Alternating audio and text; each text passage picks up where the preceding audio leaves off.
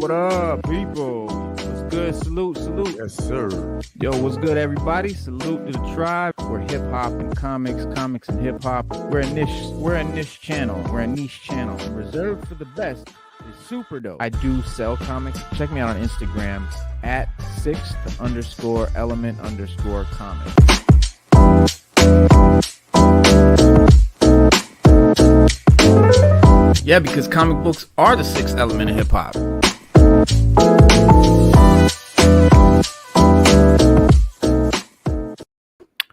What up? Sixth element of hip hop. I'm your host, Reno, in the building. What's good? We got Stu Dog over here chilling. What's up, Stu? Peace. We welcome to the people in the tribe and those folks that have come to kick it with us today. We salute you on this November 7th. Of the National Hip Hop Month of November, because don't forget that November is the National Hip Hop Month. Really? Oh yeah. So I do know a lot of albums were dropped in November, like a lot of classic albums. I'm talking about Congress declared November National Hip Hop History Month in 2021. The bill co-sponsored. The bill co-sponsored by Congresswoman Maxine Waters. Shout out Maxine Waters in the building. She's always, you know what I'm saying, backing us up in hip hop. And Congressman Jamal Bowman, under the leadership of Senator Chuck Schumer, was created to recognize and celebrate hip hop's lasting influence on American culture. And this is Congressman Bowman, and this is what I'm talking about, guys. I love this shit. I love it. I love when we start to see peace. Salute. I love it when we start to see hip hop heads grown up and in positions of power, because they told us, Stu, when we was kids, that hip hop was a fad and it would never be taken seriously and it would just die out and it would never be shit. But Congressman Bowman said in a statement, he said, "Hip hop is my life. Hip hop saved my life. Hip hop gave me knowledge of self. Hip hop is who I am." Shout out to Congressman Bowman of the United States Congress, man. And that's big. That's big. The celebration of hip hop history and the study of its essentiality to our democracy, our innovation, our voice, and who we are as human beings, says Congressman Bowman. In addition to November being National Hip Hop History Month, August 11th, 2021 was also designated as Hip Hop Celebration Day in honor of one of the first hip hop DJ parties to take place on the same day in 1973. We all know about DJ Kool Herc hosting the Back to School Jam in the Bronx at 1520 Cedric. In celebration of National Hip Hop Month, the Source magazine will honor the legends and culture daily with their Today in Hip Hop History campaign all month too. To help educate and inspire and acknowledge this iconic genre, genre's history. But yeah, man, that is so cool. I think it is cool. Yeah. Because they didn't, everybody tried to diss hip hop, man. I don't like, since day one, man. Like I'm from the Run DMC era. You know what I'm saying? Like I pay respect to Kool Herc and all of them. But they was before my time. I was a little kid, but for like me and my boys, that Run DMC era, like, because you got to remember, hip hop is like a book, man. It's got different chapters. Like that Kool Herc, that Kool Herc era, the era where we were doing like all the break beats and all that. That was like the 70s, early 80s, and then like 83. Like 83 was a Run DMC hit, and when they hit, they changed it. It was like a new chapter in hip hop. Because before that, they rappers were these elaborate. Yeah. Not really. I ain't gonna say street, I'm gonna just say, because it was always street. I'm gonna say this much. They were dressing more street, because the other hip hop artists wearing spikes and shiny suits. Yeah, but that was the first how one to come out and just a sweatsuit, some Adidas sneakers. But that's how we dressed back then. Like that's how. If you was in the Northeast, we wore spike belts, spike bracelets. We were break dancing. It was just a look. It was just an '80s look. Like everybody did that. I don't care if it was hip hop or not. Punk rock, Everybody wore the Spike yeah, Wiz, everybody, all that. yeah, But in hip hop, they wore these elaborate costumes, like yeah, Grandmaster Flash, Melly Mel. They wore these elaborate costumes. It was yeah. funky. I can't lie and say they wasn't. But It was fly, Run but for that DMC time, came out, and these jokers was wearing t-shirts, jeans, yeah, Adidas, sweatsuit, Lee suits. They was wearing Lee suits yeah, and sneakers and jeans. They had their little fedora hats and all that. And that was a new look for everybody. Everybody's like, yo, they wore their sneakers with no shoelaces in them. It was like, yo, this is how we get changed down. the game. And all Yeah, they wore was Adidas. That's all they wore. And so my now you like, yeah. Adidas. So now you like, damn, these jokers promoting Adidas ain't got no contract, and then Adidas gave them a contract a few years later, and it just blew them up, man. And then KRS-One came out talking about Nikes. Then everybody kind of was like, well, all right, we wear Adidas, but we wear Nikes too. And then, Right. felines came in there, and rappers made songs about felines. And felines was like a big thing in Philly. That was like a big Philly thing, man. Felines, Gucci Yeah. sneakers, Gucci side. That was real big in Philadelphia. It wasn't too big in New York. People wore it, but that was a Philly thing, man. Yeah, Polo Fila was shirts, big all in the that. South too. Yeah, that was big in New York. That was Fila was big in big in Philly, the South. man. That was a big Fila, Philly thing. Philly. They Yeah, that Philly, was a big Fila. Philly thing. Yeah. Yeah. But I'm from that Run DMC on up era, what I like to refer to as the new age hip hop era, because when Run DMC and them came out, they were sampling. Like now you sample. It wasn't break beats anymore. Now it's sampling. People sampling. They're making beats out of samples. And now you like, damn, like yo. And they came out and they always had like this rock and roll tone to their hip Right. hop. And people forget that rock and roll and hip hop go hand in hand. Hand in Nobody hand. nobody likes to admit it. But when I was a Right. kid, I That's what I remember they always said, try to say. Man, hip hop and rock yeah, and roll, bro. it's hand in hand, bro. It's hand in hand. You They don't really born from the same thing. They got the same same kind thing, of yeah, start. They was in the same, they went through the same kind of cycle. And the mainstream looked down at rock and roll in the same way. And it's very,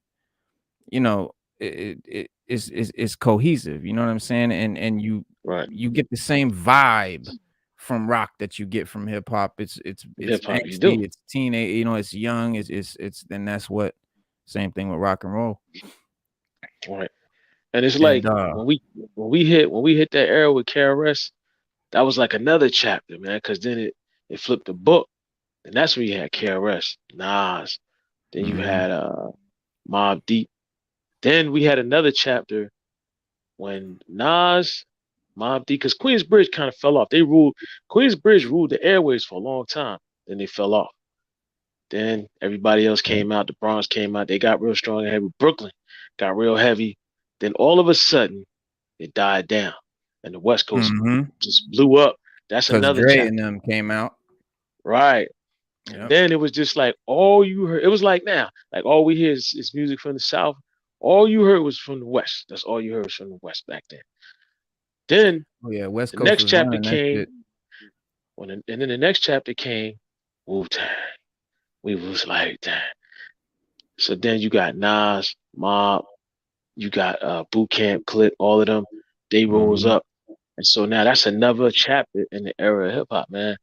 And I will say one thing: we don't give enough credit to that middle generation, Nas, Well, Cormega, that's what Mob, all of I them. consider my era, and We that's what don't, I consider the we don't, golden yeah. age of hip hop. That's the golden age to It me, the is. It 90s. is. It really is.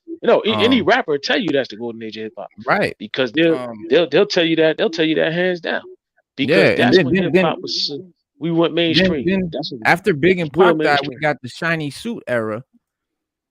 And I'm gonna tell you, and I knew it back then. I said it back then. After Big and Pac died, hip hop changed, and I don't think it's ever came back to its, you know what I'm saying, full strength. I could say now You we had went the to the Chinese shiny New Era suit while they was era, alive. then you We went to had the that while they were. early We had that 2000s. while they was alive. We had that while they was alive. It was getting momentum, and Yep. then they died. But I can say that it changed in a way to where once the South got in there, um, they actually um took it to a level where you got these kids, a record label shows them money, and they like, this is the most money I've ever seen, and I don't even know if I'm gonna make any more. So they taking these deals and coming out with these songs, and they're not building their talent as a business. They're Right. building their talent as, I'm here now and I'm gonna get what I can get now and I'm gonna get out. And As a that's, quick hustle. right. And so now the record company is winning because nobody's getting creative anymore. Now they're like, all right, record companies tell them, look, you need to sound like this person because that's what's popping. I was just listening to Nicholas Craven today. I hit him on Instagram. Hopefully he hit me back. We can come on the show, man. We can bust it up a little bit. Yeah. Nicholas Craven is a hip hop producer from out of Canada, and he is dope. I mean, when I say grind, I call him King of the Grind. I call him the Northern King of the Grind because his beats is grimy and it's hip hop. And so like every now all producers try to sound like other producers when they make their beats. But what's so unique about Nicholas Craven is that he don't sound like nobody else. And that's what you got to get a shout out to because that's what hip hop is built off of. If we Being stop being original. innovative, if we stop being innovative in hip hop, that's like you said, Reno, we never came back from that shiny suit era because once they started that, everybody was doing it. And Mm-hmm. now nobody want to be original and come out with their own thing, and it's killing us. It's Yeah, just because I killing. think they It's scared. killing. Yeah, they want to They're just scared to copy be what was hot different. last week. They scared to be different. Yeah. Right. Scared to be different. And you can't in hip hop. In hip hop, you gotta be different. Or you can't survive, man. Like that's what we all look for. The flavor of the month. That's what we used to have a saying, flavor of the month, flavor of the Yeah. year, flavor of the hour. When they say Mm-hmm. flavor, they mean that's the next best thing popping, you know? So hopefully, this next generation of rappers, they do that. They get more creative, they do their own thing, and they stand on their own 2 feet so that we can move this movement to another level and let it survive, man. You know what I Mm-hmm. mean? Yeah. Never forget AZ. That's the GOAT right there. That's my homie. AZ is You my can't dude. forget AZ. All of Never. them, man. All of them is that next chapter in hip hop. They all that next chapter. Cause that's how I Mhm. look at it. I look at hip hop in chapters. And like I said, when I first heard Run DMC, I was blown away, bro. Because before that, we had Curtis Blow, Roxanne Shante, UTFO. They was big on the airways, man. Marley Marl, Juice See, Crew was real big on the airwaves. a lot of people, a lot of people Houdini. from back then wasn't like I was a little kid when we first heard Run DMC. I remember my older cousins and the other cats in the neighborhood playing it and hearing it and just being infatuated and just being like completely, just completely consumed and wanting more and Beastie Boys, Fat Boys, Cool Mo D. Like I was a little kid, not really knowing at all what I was really hearing. You know what I'm saying? We little kids, we don't know what the fuck they're saying, but it's just the vibe. And then as I grew up, you know what I'm saying? Then the Nas came out, and that's when we got into Tupac and Biggie and Wu Tang and Dre and Snoop and all of that stuff, in the early '90s. But right now, just want to say a quick shout out to Hurricane G Yeah, I and seen that, man. Yeah. and Tame One. They both passed, man. They Yeah, I both seen that, they man. both I ain't get to read the article. Tell us about what happened, man. I ain't get to read the articles, but I seen it. Yeah, it was the news was confirmed over the weekend. Is New Jersey based rapper. I figured you would know about them, but cuz Tame One is from Jersey, I think. But No, I but knew. Yeah, no, I knew about it. I just didn't get to read like I didn't get the well, details. Like I heard about it, I fans just didn't get the details. it says fans are mourning the passing of two rappers that have both contributed to the hip hop community in their own unique way. As per the New York Post, it says the death of Hurricane G, real name Gloria Rodriguez, was confirmed by associates on Sunday. Cause of death hasn't been disclosed at this time. She was 52 years old. They were both 52 years old, actually. It says, however, the rapper's daughter Lexus revealed that her mother was diagnosed with stage 4 cancer in May this year. So that's probably the cause of death. Hurricane G, who was born in Brooklyn, became the first female rapper to be part of the hip hop collective Hit Squad. And she released her debut album, All Woman, back in 1997, and her single Somebody Else debuted at number 10 on Billboard's Hot Rap Singles chart at the time. Eric Sermon, who welcomed a daughter with the rapper, wrote on Instagram tribute that she was a beautiful person and a wonderful mother, as real as they come. I guess this is Eric Sermon's baby mama. And Tame One's death at 52 was confirmed by his mother, who shared on Facebook that New Jersey and NewJersey.com also reported that he died. The rapper and graffiti artist's mother, Darlene Harris Brown, wrote, "I can't express in any other way. My son, Raheem Brown, Tamer Dizzle, is dead." She further revealed his cause of death and stated, "The medical examiner says the 6 pharmaceutical drugs that Trinitas Hospital prescribed him on last Friday, combined with the weed he smoked over this weekend, his heart simply gave out." I didn't mean to laugh, but moms, it ain't the weed. Trust me, weed don't. You can combine weed with anything. It wasn't the weed. It was 1000% the pharmaceuticals. But yeah, New Jersey rapper, real name Raheem Brown, worked with groups like the Artifacts, Leak Bros, and the Weatherman. And he's known for hit tracks like Slick Talkin' and Homage to the Bombers. I don't know of any of these songs. I'm not really familiar with Tame One.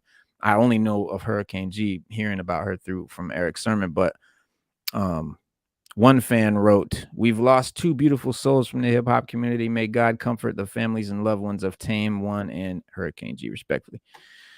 And stuff like that. So, but yeah, man, shout out to them and condolences to the families. It's tough, but well, you gotta be careful. I mean, you might be right, but me personally, if I'm taking any kind of medication, I ain't taking nothing else on top of it. I ain't even. Nah, I'm not even going to eat. I'm not even eating now, ladies. Yeah, I ain't even eating now, ladies. I'm gonna keep it a buck. I promise. I ain't even eating now, ladies, Reno. I I don't give a feel you. damn. But listen, I don't give a damn because I'd be too scared, man. I'd be too scared. The now ladies might mix with whatever's in them chemicals. And now ladies is red. You know, if you eat the red ones, they got a lot of chemicals. You never know. Exactly, man. So you never know, man. He might have smoked, but then red if you smoke 40 regular, up in that yellow. exactly, 5, man, exactly. But then you gotta think, man, ain't nobody smoking no regular weed. You know what I'm saying? The weed they smoking nowadays, he might have had some drug, or he might have had some Pineapple Express or some purple hashish. You never know, man. I don't care if You never know what he had. He could have smoked had the Sherm. Crystal He could have did a Jesus Christ, one-on. Tranquil Gorilla, Volcano Rock. I don't care what if he it had. ain't regular, if it ain't regular dirt weed, it might, man. You never know, man. The only way it's fucking with it is if something was in the weed, like fentanyl or something like that. But it could be. That's what I'm saying. It could be something. One time I took an Oreo cookie and some low-fat milk, and I dipped the cookie in the milk, and the shit blew up right in my face, right there, right on the counter, right on the counter. Now, I don't care what y'all say. Oreo cookies ain't supposed to do that, but they did. So you never know, man. You just never know, man. You only never know. Anything is possible. Anything is possible. Yeah, I ain't taking no chances. I'm not saying you're wrong, but I'm just saying I ain't taking the chance. I know. I mean, you might be 100. Yeah, you might be 100% right, but you got more heart than I do. I promise. I'm definitely not gonna try it. I'll be like, nah, man, I'm on medication right now. Just hit me up next week when I'm done. When I empty this bottle out. I feel you. Though, okay, so there's this little 5-minute video that is on Instagram, and I wanted to play it because like I was just like, this dude is saying everything that we be saying, that we be knowing, but just the way he breaks it down, man, and this shit needs to be said and heard. So I'm gonna go ahead and play it audio and let you guys hear it, man, because I'm telling you, it blew my mind. Blew my mind, bro. Hold on, here we go. Hold on, let me get on the radio every day in white-owned companies, white-owned stations with white-owned sponsors that play the role of hypersexualized, hypercriminalized male. I asked these advertisers, I say, I've got hundreds of songs a day that celebrate killing animals. Will you put them on your station? They said, no. I got hundreds of songs a day that talk about assaulting women and abusing kids. Would you put them on your station? They said, no. I said, I got hundreds of songs a day that talk about murdering blacks. Would you put them on your stations? They said, well, that depends. Depends on what? Who it's done by and who it's branded for. Because if we can get black folks to sing about it, and we can brand it for our youngest black audiences, I think there's money to be made. I think there's American appetites to see these people that way. I said, how can you say that? They said, well, look, it's what these artists know. It's what they, black people, create. It's, matter of fact, our surveys say it's what they want to hear, which speaks of a sickness. How do we live in a society where somebody says, you know what, I'm inspired to write a song that celebrates murdering another person. And then a person says, I'd like to put that on my station. Another person said, I'd like to pay for it. And then there's people out here in the audience that go, I'd love to hear it, as long as it's black guys. Because even white people buy rap music, buy this type of stuff, because we know that when we want to hear about killing each other, we know who to turn to for that type of inspiration. We call it our music. We say we own it. White people buy more rap than black people. Yeah, but we're very careful to turn it down at the stoplight when other black people are there. Why? Because we know we're just pretending. For them, it's more authentic and real. I always ask the companies, what about your name? What about your brand? What about your value? And the largest radio company in the world said this: it's okay that we only have drug dealers on our black youth stations. We only have murders on our black youth stations. We support black charities. We give out water at the Martin Luther King parade. I think we've got it covered. We've bought them off. Now, people get upset, the smartest guys in the room again. You're talking about censorship. I don't believe that. I believe in free art. Make whatever you want. I believe you should make music about anti-Semitism. I believe you should make music about killing dogs. I believe in this country you should make music about bashing homosexuals and driving them behind trucks. I believe you should make music about stringing people up on trees. I believe you should make music about killing whitey. I believe you should make all that music. But I also believe that in the mainstream marketplace, people should hesitate associating their name with certain content. You know, there's certain stuff you can't buy at the store, certain stuff you can't get on iTunes because their brand doesn't want it.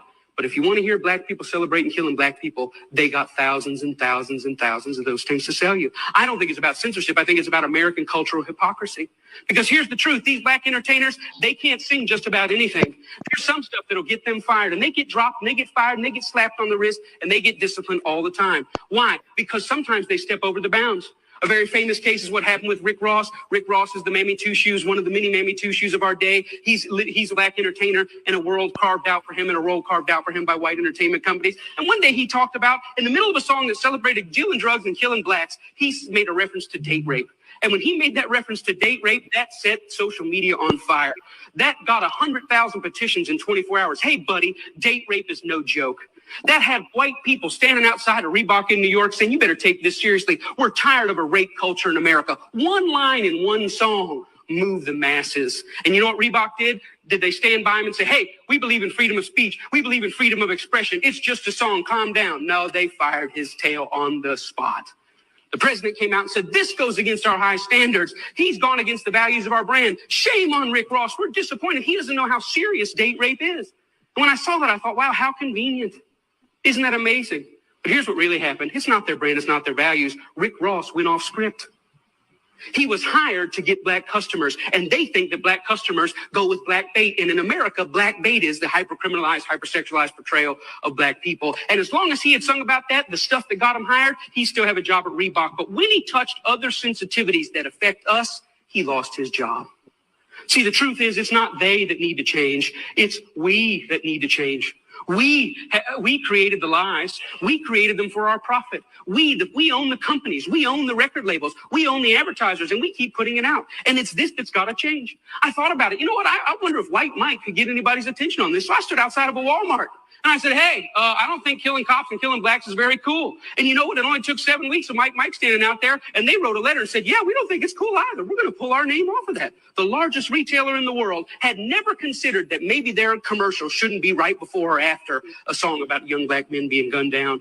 And I realized this, that black murder is normal, but it should not be. And I realized the importance at the coffee table, at every headline, every pastor's gathering, every family gathering to say, you know what, these black lives matter. It's not just another black kid. These are human beings. I'm doing my best in every way, shape, and form. Talks like this everywhere I can go to say, you know what, I was born in a world where black murder was normal. My kids were born into a world where black murder is normal, but I don't want to die in a world where black murder is normal.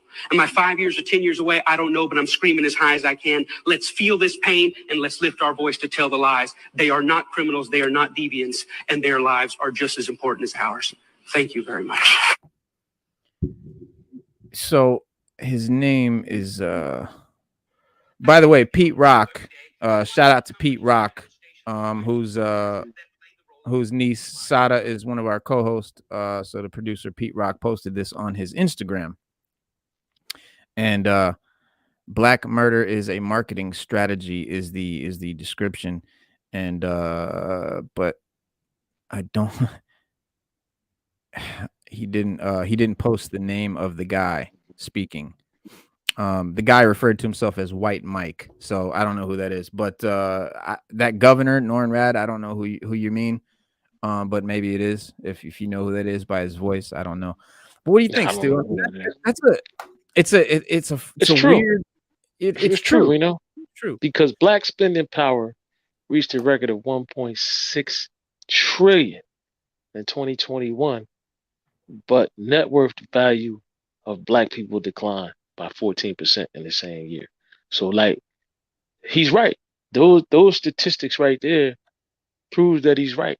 We have commerce. Like, I don't give a damn what anybody say. African American community has the most powerful commerce in the nation, in the world. Yeah.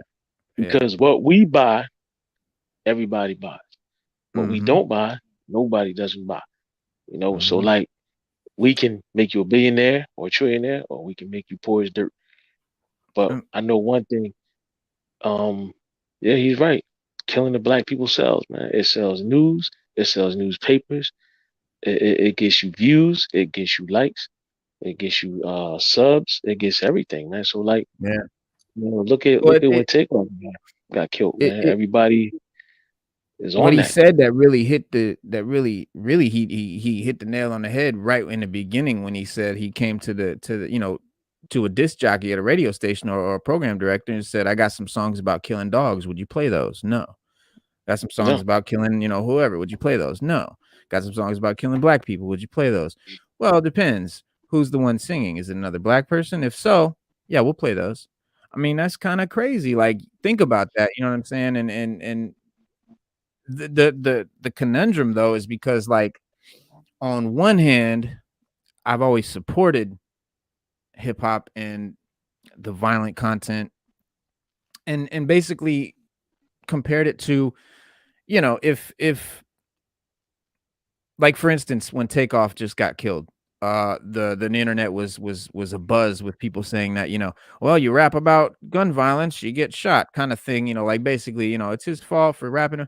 And it's like, based on that logic, does Robert De Niro deserve to be shot, or Martin Scorsese, because they make violent movies? No, So not at all. what is making violent music? How is that different or worse than making violent movies? Because So when like I said, when black people make it, I always supported it. But yeah, when black people make it, when African Americans make it, that's the difference. Because like when you listen to rock and roll, look, let me break it down. Johnny Cash is the original rapper in the United States. The original Man Johnny in Black. Cash, yeah, he done killed more people. He done shot more people. He done had toted more guns and been to prison more times in all of his songs than any rapper. And he's so famous, it ain't even funny. He made a song about Folsom Prison. Folsom Prison. And guess what? Number one hit. Number one hit. Got him a movie deal and everything after his death and all that. Johnny Cash has never made any, any songs about happiness. You know what I'm saying? And I'm not ragging on him or saying he's bad, because I love Johnny Cash and I own some Johnny Cash in my collection. Yeah. But and that's my point. Johnny Cash done killed more. He the original rapper. He done toted more guns, killed more people than anybody. Right. But yet when the African American community does it, now all of a sudden it's interesting. So that's my thing. How can we make money off it? Do we condemn this music because it might contribute to, more killing in the community, or do we support this music because we support free speech and expression and art and violent movies? That's a good question. I think we got to find a medium. I think we had to be selective about what we support. Right. We did it back in the 80s where they, Twisted Sister, Guns N' Roses, and all, everybody rapped about violence at one point or sung about it, anything at one point.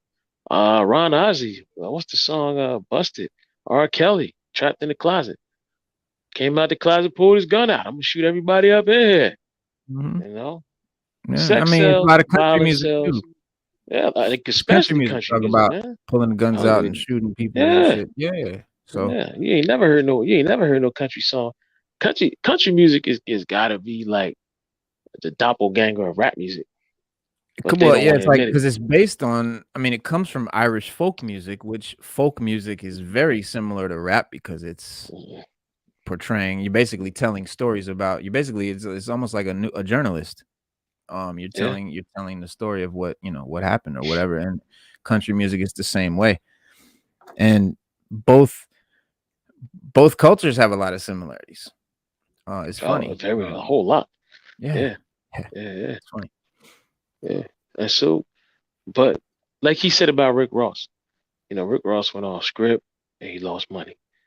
The baby was. I just read an article about a baby who just said that he lost 100 million when he made those. When he was at the concert, he made those anti-gay remarks and Hmm. all of that. And Right, he said, I lost 100 million. He said, right. I'm gonna make it back somehow. And he wasn't talking like the one thing I can say. I'm not a big fan of the baby, but the one thing I can say is that he talked realistically about it. He was like, did I hurt myself? Yeah. He said, because I lost 100 million in concerts. Just Hmm. but like everybody dropped me, Yeah, Coachella, everybody. And right. he was like, he said Yeah, I would have, I'd have been on the road for like a year and a half, maybe 2 years, but that's $100 million in 2 years. I lost all right. of that. And so he said I had to find some way to make that back up, and get my money up. So he said, Hmm. I got money, but it's nice to have more money. It's just like, but he Right. kept it real. And he just said, when I talk about, killing, shooting, women, this, that, womanizing, he said, don't nobody say nothing. But if I say something about the gay community, now all of a sudden everybody drop me like a bad habit. Yep. And so he was like, Yeah. we got to draw a line somewhere. And he's right, man. A line has to be drawn because Right. now you're saying I can say this, like I can't make anti-gay marks, I can't make anti-Semitic marks, I can't make anti, I can't deface women, I can't do nothing. But yet I can deface black people, the black Right. community, Yep. things of that nature. I can talk about African American fathers being deadbeats and all. I could do all of that, and nobody drops me. Adidas don't drop me. Nike don't drop me. As a matter of fact, they might even give me a raise. They might even But give you a raise, a yeah, bonus. but yeah. So I get what the man saying. If you're going to do it for one, you got to do it for all. You can't sit Hmm. there and just go ham on one and don't say nothing to nobody else. That's just wrong, man. And a lot Yeah. of he's right. A lot of it is freedom of speech.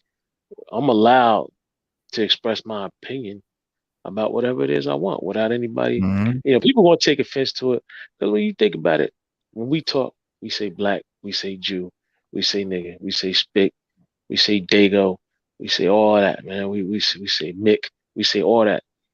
But when you talk about certain races, don't nobody say nothing. Or when Hmm. certain races talk up to speak about their races, don't nobody say nothing. But when African Americans get up and start speaking out, now everybody gets scared. Yeah. Everybody gets, everybody gets Yeah. nervous. Everybody, now you got to Right. cut him, knock him off. He can't get paid no more. And we just got to get him out of his contract. It makes no sense, Yeah. bro. Nope. And oh Kyrie, man, don't forget real about the Kyrie Irving I was situation, man. oh And Kyrie, what I don't like about that is Kyrie should have waited. I'd have made him sweat about a week or two before I came out and apologized. But at the same time, when you go back and you think about when you look at the movie that he was talking about, it was called Negroes to Jews. I mean Jews to Negroes. right. That when you watch that, that's some true facts. When you watch that right there. I watched it and I was like, oh man, now I know exactly what they talking about. But the media didn't put it out there like that. They put it out there like, oh, he said a thing called from Jews to Negroes. Negroes to Yeah. Jews. But that's not what it was about. And he should have waited a week, let him sweat it out, came out, apologized, and said, look, y'all might have misunderstood me. I did that. But when you have the NBA, which is predominantly African American, and they have a voice, and none of them speak up, and none of them say anything, um, to me, that's horrifying, man. because now they protect themselves because they like, damn, if I say something. Now they could Well, have it talked goes about back Kyrie to Irving. They could have talked about Kyrie Irving all day long. well, Talk about how Kyrie they Irving. disagree with him. So that people know, the Brooklyn Nets suspended Kyrie Irving indefinitely for his social media posts that were deemed anti-Semitic, and it's the same thing Kanye just went through. And it's like, as soon as you say some anti-Semitic shit, oh, they're gonna throw the book at you.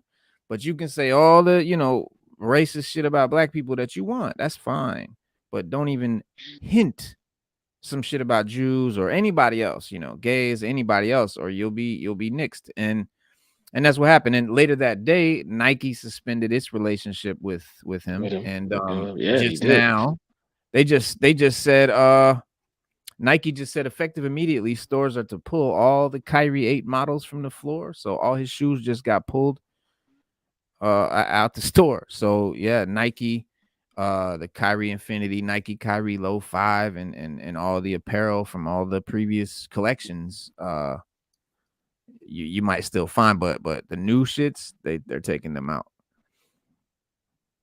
Yeah, Hebrew the niggas. That's the thing. When you watch it, it's not what you think. It's you gotta watch it. All I can tell you is you gotta watch it. And if you know the history of Hebrews, you know that originally Hebrews were Black. Originally they were black, and still are. The original ones. So you can't sit there and say, right. You can't sit there and say, it's everybody. Everybody says what they say about everybody. I don't care who you are. Everybody's at the table. They use slurs. They talk about people. They talk about different races. I feel like this. It's just certain stuff you can't say in public, and you just can't say, right. On a public media circuit. You can feel however you want. You can say whatever you want, but it's just certain stuff you just can't say in public to everybody. You know what I mean?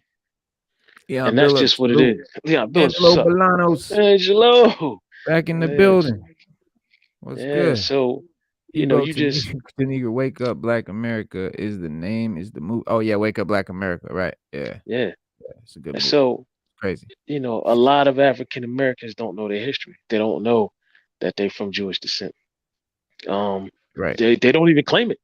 No, they have no idea. So they have no idea. So they don't follow the lineage of the Bible and go all the way back. I once watched a program on History Channel where there was this doctor. He was a scientist. He goes down to Africa. He's like studying ancient tribes in Africa that still live like they did, back in the day. And he came across this one tribe, and he was talking to him, and they're telling him that they're Jewish. He didn't believe him. He's like, "What do you mean y'all Jewish?" They're like, "Yeah, we're Jewish. We're Jews." And the doctor's like, "You sure?" He's like, "Yeah." So he asked him, "Can I take some blood samples? Because I want to do a DNA. You know what I mean? I want to, ride back y'all age." He dated them back. He said he dated them all the way back, and they are descendants of original Jews. And so he said he was shocked. He said he was blown away. So then he said he goes to the Bible, and he's like, "It's true," because they were descendants of that Shem bloodline. Yeah, I mean Ethiopia, all that stuff is in the Bible. All of that, all that's in the Bible. Yeah, so it's all in there, bro. Yeah, so Kyrie Irving, man. Listen, man, it's just some stuff you got to say. You just can't say on the public corner, man. You just gotta let it go, man. I know you might want to put it out there and all that, but it's an appropriate place and time for everything. And I think when he did it just wasn't it. So now everybody's gonna drop him. And I think that the NBA should have stood up for him. And I think that's the sad part. I think the whole NBA, the players should have stood up for him and said, but well, if y'all gonna drop scared. him, they feel like if I stand up for him, they're gonna take my millions. Well, what they should have did was, I'm already making millions playing basketball. That ain't gonna change. So what they should have did was say, well, look, if all those players would have said, well, if y'all suspended Kyrie's contract, guess what? You can take us off the shelf too. I guarantee you, they would have changed the tune of they would have changed the tune of their horn in a heartbeat.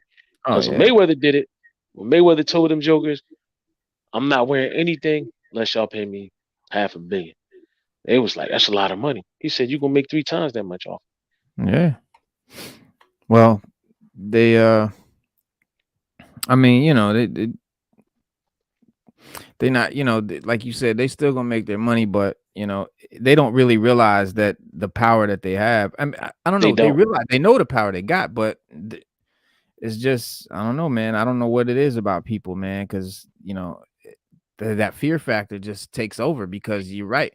If they all got together and said we ain't none of us gonna play unless you do, you know what I'm saying? Then of course they're gonna get their way, but they're just too fucking scared to do it, and that's crazy. That's crazy, man. It's like I don't know, man. No, it's just crazy because think about NBA is predominantly African American. Um, it's predominantly African American, and so like had they just stood up or they just said, "Well, look, we ain't going for that." The man said what he said. He don't deserve to be dropped. I mean, he get a slap on the wrist, whatever the case may be, because in a public speaking forum, that just wasn't the time or place for it. If the Right. NBA, I feel like this, if the NBA disciplined him, I don't feel that Nike and all of them should have dropped Yeah. because it's like at your job. You know, if I got two jobs and one job suspend me for, I don't know, something I Mhm. said it did, the other job ain't gonna drop me because Yeah. I did it at the one job. That don't make no sense. So Yeah. It's like getting in trouble at school and then going home and getting in trouble at home. Whew. yeah, for the Who same, asked yeah, words? yeah, yeah. But yeah, but I was laughing, man, looking at this picture. I've never seen Eminem with a beard. Have we? We seen Eminem with a beard, like a Oh full yeah, grown beard. yeah, yeah. He's had it for a little good Check while him now. out. He Had it got for the a good minute. glasses, the beard, the whole shit. He getting old, baby, and he had to see his You know. speech. But Get look, him, I get want him to to. notice something. You see, he's rocking the gold rope, the fat dookie rope, and all of that. You never see Eminem. You never see Eminem with gold or jewelry or none of that. So that's funny to see that. But I mean, he did that because that's him at the Rock and Roll Hall of Fame, and he wanted to go and represent for hip hop. And um, his Rock and Roll Hall of Fame induction it's a complicated honor given you know, the institution's history of overlooking hip hop's most influential and pioneering black artists. But Saturday night's induction ceremony was a celebration of his contributions to the genre nonetheless. Um, and Rolling Stone magazine said the rapper himself acknowledged the fact that in his induction speech, quipping that there were probably a few reasons why he wasn't supposed to be there Saturday night. He said, I know that I'm a rapper and this is the Rock and Roll Hall of Fame. And there's only a few of us right now who have been inducted in it already. The second, M joked, I almost died from an overdose in 2007, which kind of sucked because Haley, plug your ears because drugs were fucking delicious.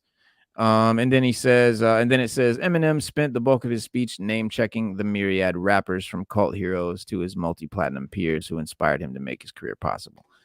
But the let me just read Eminem's speech. So he says, I realize what an honor it is right now for me to be up here tonight and what a privilege it is to do the music that I love. The music that basically saved my life. Where did Dre go? The man who saved my life. Ladies and gentlemen, Dr. motherfucking Dre. So I'm going to try to make this as quick and painless as possible. I'm fucking stuttering and shit. I mean, Jesus Christ. Uh, he's actually a shy dude. He's not good at public speaking. He gets mad nervous and shit. He's even nervous doing interviews and stuff. It's funny. But then he says, so I'm probably not supposed to actually be here tonight because of a couple of reasons. One, I know that I'm a rapper and this is the Rock and Roll Hall of Fame. And there's only a few of us right now who have been inducted in already, but there's only a few of us, period. Secondly, I almost died from an overdose in 2007, which kind of sucked because, Haley, plug your ears, because drugs were fucking delicious. And I thought we had a good thing going, man, but I had to go and fuck it all up and take too many. Okay, Haley, you can. Okay, so hold on. I lost my motherfucking spot. Paul, I said drugs were delicious, right? Okay. Finally, I had to really fight my way through, man, and try to break into this music business. And I'm so honored and so grateful that I'm able to be up here doing hip hop music, man, because I love it so much. And they say you don't work a day if you love your job. This part I'm not crazy about, but okay. My musical influences, when they say it takes a village to raise a child, well, it took a whole genre and culture to raise me. They say success has many fathers, and that's definitely true for me. So whatever my impact has been on hip hop, I never would have or could have done this without some of the groundbreaking artists I'm about to mention. And this is a list, man. I put together this list yesterday and I kept adding to the shit and adding to the shit. So if I forget anybody, I apologize, but these were my teachers right here. 2 Live Crew, Tupac, Third Base, The Alliance, Apache, Audio 2, Milk D, What Up, Awesome Dre, The Beastie Boys, Big Daddy Kane, Big Pun, Big L, Biz Markie, The Notorious Big, of course, Black Moon, The Boogie Monsters, Brand Nubian, Brother J from X Clan, Buckshot, Casual from Hieroglyphics, Chill Rob G, Chub Rock, Chuck D, and Public Enemy. Cypress Hill, D Nice, Dana Dane, De La Soul. Now I'm about a third of the way done. Def Jeff, Del the Funky Homo Sapien, DJ Quick, Dr. Dre, of course, Drez from the Black Sheep, Drez from the Black Sheep, Ed OG, EPMD, The Fat Boys, Fat Joe, Fushnickens, Gangstar, Ghetto Boys, Heavy D, House of Pain, Ice Cube, Ice T, The Intelligent Hoodlum, JJ Fad, Jazzo, Jazzy Jeff and the Fesh Prince, Just Ice, K Solo, Kid and Play. I'm a tenth of the way done. King Son, King T, Cool G Rap, Cool Mo D, KRS-One, Kwame, Lakim, Shabazz, Large Professor, Leaders of the New School. The old man, where'd I just see him? The one and only LL Cool J. Love you too, bro. Lord Finesse, Lords of the Underground, Mantronics, Master Ace, MC Breed, MC Light, MC Late, MC Shan, Melly Mel, Merciless Amir, Mobb Deep, Moni Love, Nas, Nucleus, Onyx, Organized Confusion. Shout out to our boy Pharaoh Monch, Outkast, Dre 3000, Paris, Farside, Queen Latifah, Rock, Kim, Redhead, Kingpin, Pete, Rock, and CL. I'm almost done. Redman, Roxanne Shante, Run DMC, Salt and Pepper, Slick Rick and Dougie, Fresh, Snoop Dogg, Souls of Mischief, Special Ed, Stetson Sonic, and now I'm down to the S's. Super Love C and Casanova Run, the DOC, the Roots, Black Thought, the Skinny Boys, Tony D, Too Short, Tretch from Nutty by Nature, A Tribe Called Quest, UTFO, Houdini, Wise Intelligent, the Poor Rice's Teachers, Wu-Tang Clan, and YZ. Those were my rock stars, man. And I just want to say those are just a few of the names that I hope will be considered in the future for induction. Because without them, a lot of us wouldn't be here. I know I wouldn't. So that's all I have to say, man. I know this induction is supposed to be me talking about myself and shit, man, but fuck that. I would not be here without them. I'm a high school dropout, man, with a hip-hop education, and these are my teachers. And it's their night just as much as it is mine. So thank you. Give it up for Eminem. M also just got another diamond album. He's the only hip hop artist with 2 diamond albums. Just got another diamond album. Oh yeah, that's right. Yeah. Yeah, he yeah, that is an impressive list. Yeah, he became the first rapper ever to earn 2 diamond albums. It was on and only rapper to have 2 diamond albums. Yeah, first and only. By 2011, Eminem had proven historical dominance over 10 times over. Let's see, it says on March 9th of that same year, folks at the Recording Industry Association of America revealed that 2 of M's albums had done the same thing, literally. It was on that day that the Marshall Mathers LP, the Detroit Rhymers Incendiary second major label release, had officially gone diamond and a rarefied certification given to acts who managed to sell at least 10 million units. The LP was M's second to earn that particular distinction, with his 2002 effort, The Eminem Show, being the first. So this accomplishment made M the first and only rapper to have 2 albums to get certified diamond. The Marshall Mathers LP featured many of what could be called M's most defining tracks. There's Kim, a gruesome cut that finds the rapper delivering what, aside from the emotional intensity, feels like exact opposite of a love letter. There's Stan, a storytelling expedition, earned its song title place in the Oxford Dictionary over 15 years after its release. Yeah, so a Stan is now in the dictionary. It is. That's fun. Yeah. Matter of fact, and Nas is when Nas did Ether, He called Yeah. Jay-Z a stan. Mm-hmm. Yeah, exactly. So that's dope. I know M was like super fucking humbled by that shit. I Imagine. know, man. Yeah. Uh, But you can't front on M, man. That album, nah, those two albums that they named, and I own a couple Eminem albums. I own about maybe 4 or 5 of them joints. And those I've two never albums owned right there, one. I definitely have those two albums. And they was definitely hot. I can't Yeah. say they wasn't, bro. I couldn't front them at all, man. It was I've hot, never bro. listened to an Eminem album all the way through. I've never actually possessed an Eminem album or had an Eminem album played for me. I've only heard, Yeah. the songs on the radio and on TV and stuff, but I did have a friend who was like, well, you guys met Dex. He's was super into Eminem. So, I would hear he would, play certain mixtape and certain shit for me, but for the most part, I haven't really explored too much of the album stuff, which I regret. I mean, I do plan to Yeah, eventually at some point you check can't that shit front out on M, bro. because M is M. I'll put it to you like this. it's I just would his listen voice. to some of That the, was the I only would problem. listen to, His yeah, a lot voice of people, and a in lot the of people context. say that. Yeah. I would listen to like when the Marshall Mathers LP came out, I heard all the singles and I thought they was dope. I was like, all right. But then the second album came out. I was like, damn, this joke can get doper. Like, and I had a bootleg of it I bought because that's when we was in the Bible. So I just bought a bootleg of it. I was like, damn, this joint is hot. Um, then the next one came out. I just went and bought it because I was like, yeah, that last album was kind of dope. And I was like, damn, this Yeah. joint is all right. Then Marshall Mathers came out. Like, damn. So I went back and bought original copies of second album, third album. I was like, yo, these joints can sit in my collection. If you sit down and listen to him, he put a lot into the lyrics. He put a lot of his life experience and heart into those lyrics, man. You can tell. Yeah. Yeah. You can Yeah. tell. Yeah. It's like when we listen to Sad Mary, we knew she was going through something Right. because the way she was singing and the stuff she was saying, Right. we knew Mary was going through something. But Happy Mary, people don't like Happy Mary. They love Mary, but they Yeah. like Sad Mary better because Sad Yeah. Mary. And I think what Eminem did was he related to a lot of things that a lot of young kids was going through back then that they could relate to, that he was rapping to, that they could relate to if it was Mobb Deep. Like that's the thing Because white with kids, Mobb. it was the white kids from Right, the suburbs. right. That's who was That's relating to true. Eminem shit That's big who, time. and that's true. Yeah. Him Yeah. and another person that white kids love, man. I'm gonna keep it a buck. Is Ja Rule. Ja Rule Yeah. and Eminem is like the white community's favorite rappers, bro. I'm gonna keep that a buck. Yeah. Seriously. Probably. Yeah. Nah, that's facts. I didn't know the Ja Rule thing, but definitely the M thing. Yeah. Oh, yeah. But the M, because when you think about it, a white kid listening to Mobb Deep that live in the suburbs, he can't relate to what they talk about. And when P bring it, that's how P bought it. P bought it gutter. And he bought it to you just like, you know what I mean, like how he saw it. And the way he rapped it, that's what made P like you listen to P, you be feeling that.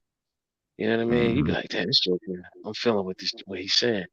Yeah. You know what I'm The saying? vibe. So like, yeah, it's that vibe. That's what made Mobb Deep so hot. As you Yeah. could feel, like you be like, damn, I'm feeling with these jokes. Like Pete talking about he wore the same clothes for 4 days. He was grimy. Just He street. like, yeah, Mhm. street. Yeah, he like, yeah. So it's can't front on that, man. Definitely not. West Side Gun. What did he say? What was he saying earlier? What's this about? Was him and what's his name?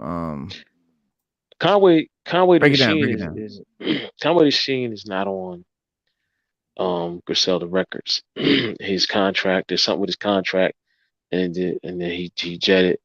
And I think people think that it's like they had beef or something. Or Yeah. like it was like he was getting jerked, but that wasn't the deal. Westside Gun keeps telling everybody, he moved on and did his own thing. People do it all the time. They go to different record labels, get better deals, distribution. He might not have had as much distribution to get his music out there with Griselda that he might have with Loud or Def Jam or Arista, you know what I'm saying, or Sony. So in the record business, concerts are where they make money, but labels are where they get their music out. You might like Griselda music might not be in Walmart, but Sony Right. Music is. And Walmart is all over this country. Walmart's all over the That's your world. distributor. Yeah. That's your distributor. Yeah. The biggest thing that ever happened to Master P was he got a distribution deal Right. that put him all over the United States instead of just in the South. Mm-hmm. And with no talent, he became huge. But West Side Gun said, he said, he said, that's my brother. That fool's son is my nephew. If you ask that man now if I owe him a penny, that shit got twisted and screwed up. They tried to blow it out of proportion like I robbed my brother. And he was saying, and what he was saying was he never read the contract, which he didn't. We've been on each other projects since that came out. If somebody robbed you, why would you do that? My brother's a grown man. He wants to be a boss and have his own chapter. And why not? That's my brother, but he can never say I cheated on him. That's why you see, that's why you see ain't shit stop. We still been on tour since that shit came out, and we've done every festival since that came out. What he's talking about since that came out, he's talking about the interview um with Conway, where Conway said that he never got no money from the Griselda contract. I never even read the contract. What he was saying in the interview was, I'm such a dope boy that I never even cared about that rap money. I was making plenty of money, so I never fucking worried about the contract. That's what he meant. But the interviewer took it as, Griselda didn't pay him his money. You know, it's just bullshit. Or he had a bad deal. Right. He had the worst deal. Yeah. That West Side Gun jerked him on the deal. Right. He said, people got to stay out of my family business. He continued. Families sometimes have disagreements, negative narrative. That's what people love. That's what people want. And I'm trying to tell people, put this shit in bold letters. It's never happening. Griselda is forever. Can't be stopped. That's true. Yeah. I look at Benny when M signed the brothers, he didn't sign Benny. Benny's their cousin. And Benny, when they asked Benny about it, Benny didn't have no hard feelings. He just was like, for whatever reason, he just didn't sign me. Like, he was like, I wasn't mad. I'm still doing me. I'm still out there. My I still favorite made it. Crew. Right. He said, I made it. I still made it to where I wanted to be, fame wise, and still growing. But he was like, it didn't make a break because I didn't get signed. He was like, he said that was their mistake, which it was, for not signing him. They should have signed Benny, but they didn't. Yeah, they should have.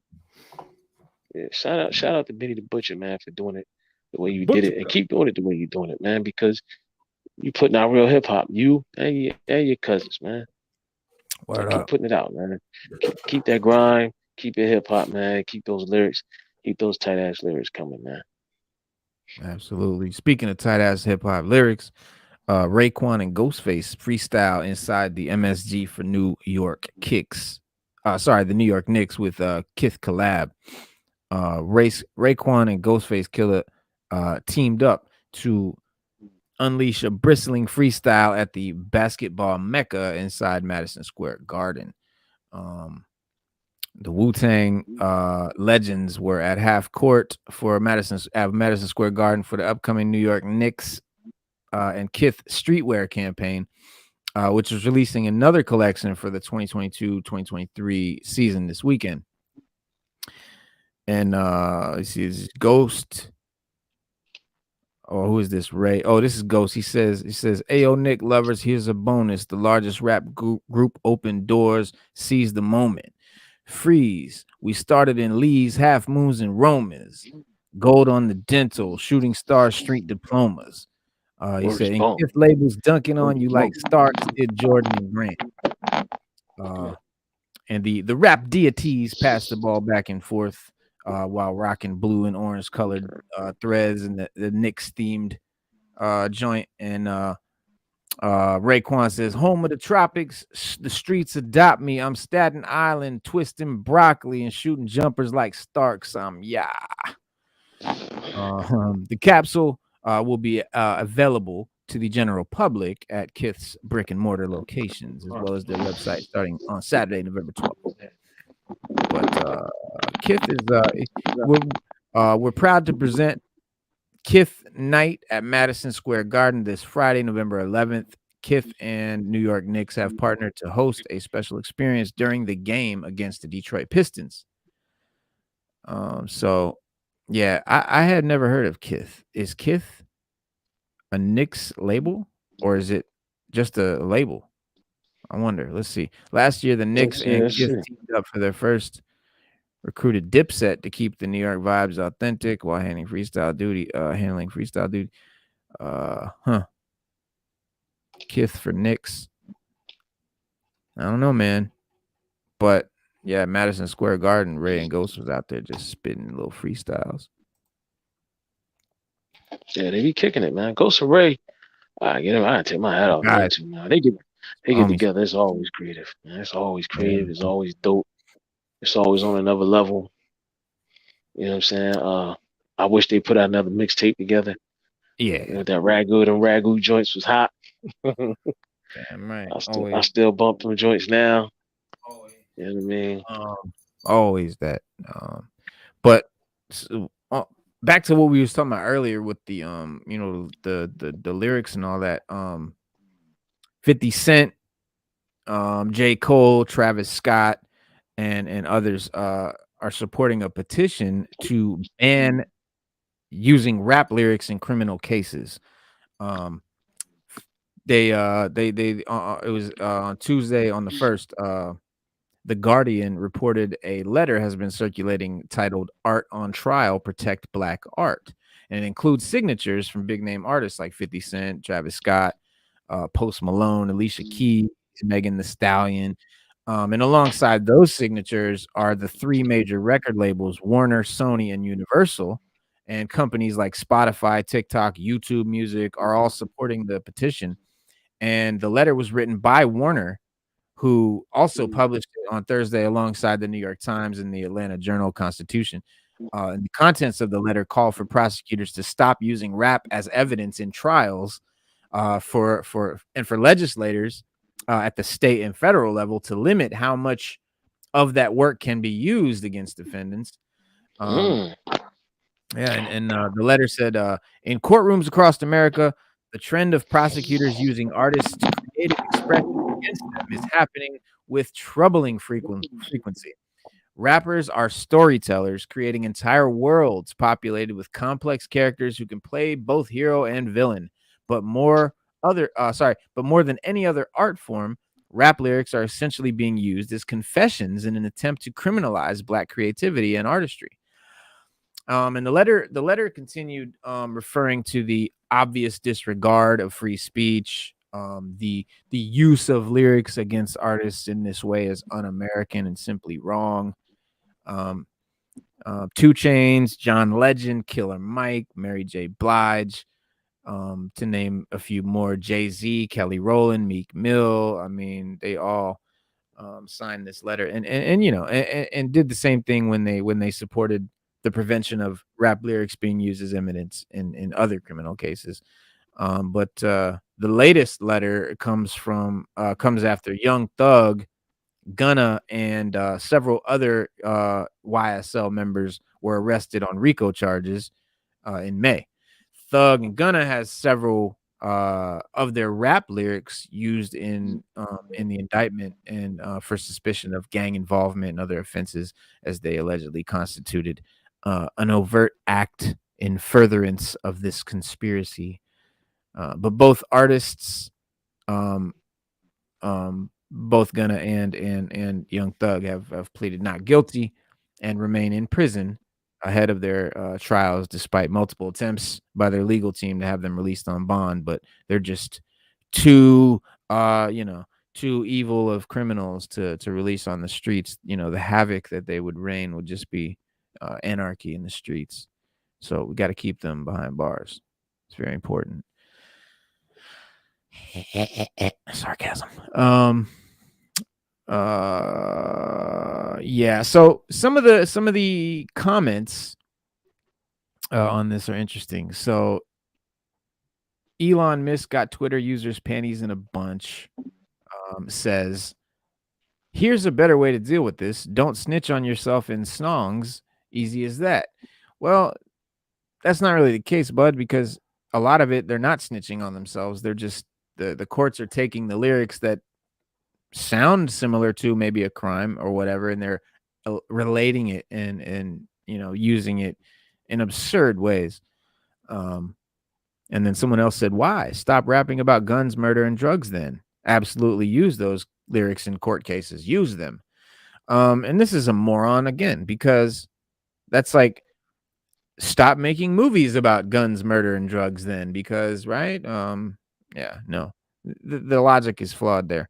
And then someone else says, nah, fuck that petition. Find something else to rap about or change careers.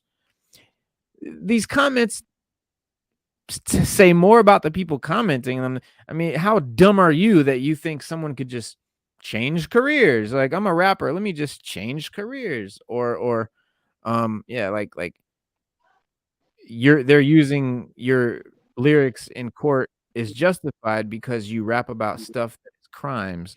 Well, there's also authors that write about crimes. There's movies that are about crimes. There's rock and roll and country that are about crimes. But none of those are being used in court cases to send to prison. So all these comments, they're just showing how stupid that these people really are. This guy says, across America, violent gangs tied to illegal drug selling use the music business to launder money. These are not real artists and should not be treated as such. They deserve zero protection under free speech laws. They're out in the real world murdering people and engaging in RICO-level activities. Their words are fair game. I agree with that. I agree with that. I agree with that. Well, okay, but let me. Why would you rap about something you did? Like, if I rob a bank, I kill somebody. I'm not talking about the people that literally rap about.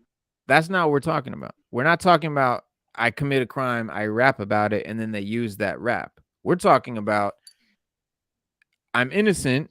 I'm alleged to have committed a crime.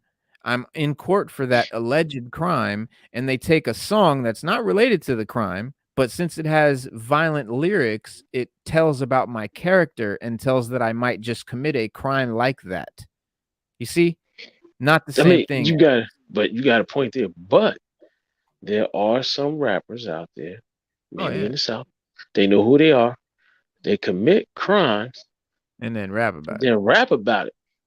So, like, on that note, if you get busted because of the rhyme you wrote, I get that. But to profile me off of something like to profile me off of something else that ain't got nothing to do with whatever we did, that's different. That I agree with. But if I'm rapping about it and I tell you what I did, because there are guys that do it, and we know that. My son tell me all the time, he be like, Dad, they really be rapping about stuff they did. They shot people, they did this. You deserve to go to jail because you just told on yourself. Yeah, of course. But these people are ignorant that are making these comments because they're not realizing that,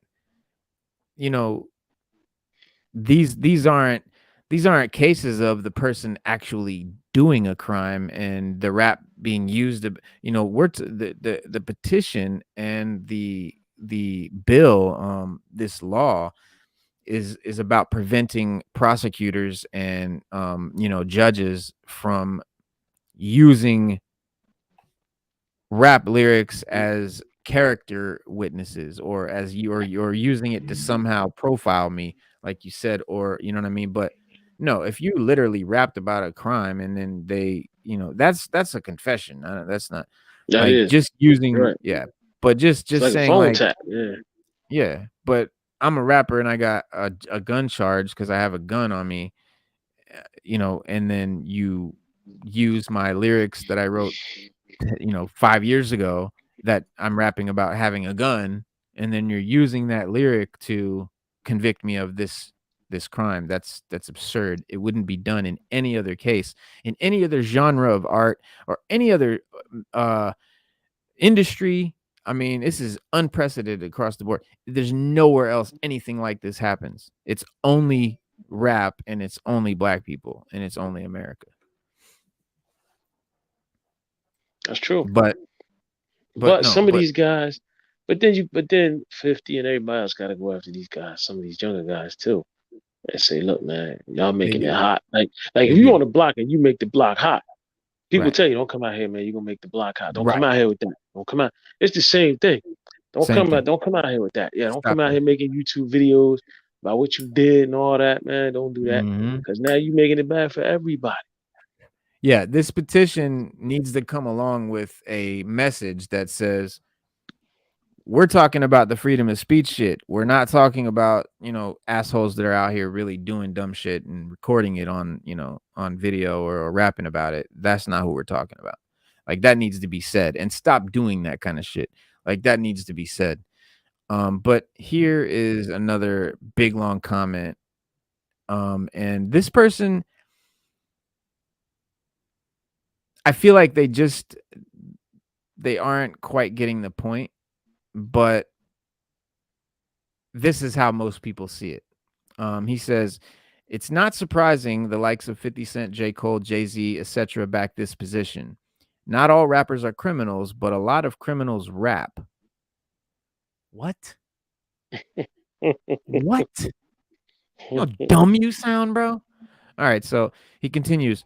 Across America, violent gangs tied to illegal drugs use the music business to launder money. These are not real artists and should be treated as such.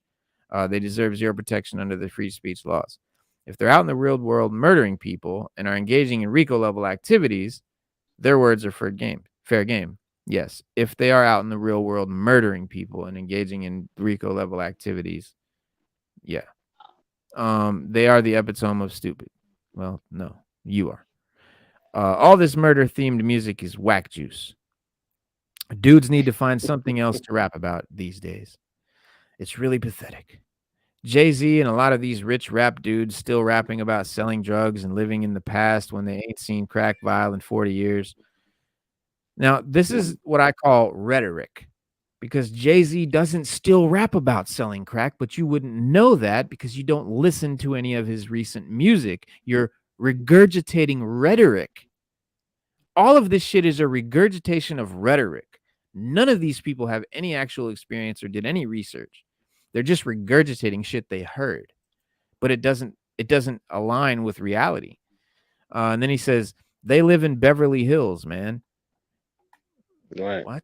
And then wake your ass up. They imitate what they hear and see, instead of just, like Biggie said, when I first got on, I was rapping about selling drugs. Yeah. He said, then I started rapping about cars, money, women, because that's all I knew. I rap about what I knew. That's what I got. Yeah, and you would have seen Biggie evolve and rap about other shit.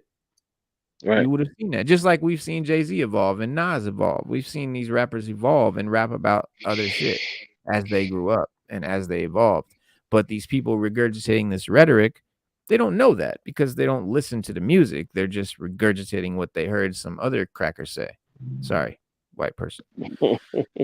Our black men are out here killing each other and harming our children and other innocent people while terrorizing the hood.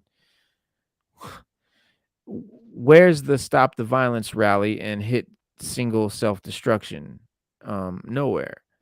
These rich rap dudes don't give a fuck about the real hood. They just want to co-sign bullshit to feel cool and support the gangster mentality bullshit so they can continue to sell records and tour and fleece your pockets. That sounds like someone who doesn't know what they're talking about, repeating something they heard someone else say. That's true. Because, and I get, and of course, we just talked about violent lyrics and, whether it's going too far, and we're very aware of that in hip hop, and we talk about it. It's a subject that is not ignored, as these people that make these comments would have you believe. They would have you believe that hip hop is just all about violence and hurting women, and no one has anything good to say. No one's doing anything positive. No one's ever trying to do anything to fix anything, and it's just all negative. Right. And it's like, and it's not even close, not even a little bit. Now, are there pockets of people doing shit? But see, I don't really consider those. I don't consider that hip hop.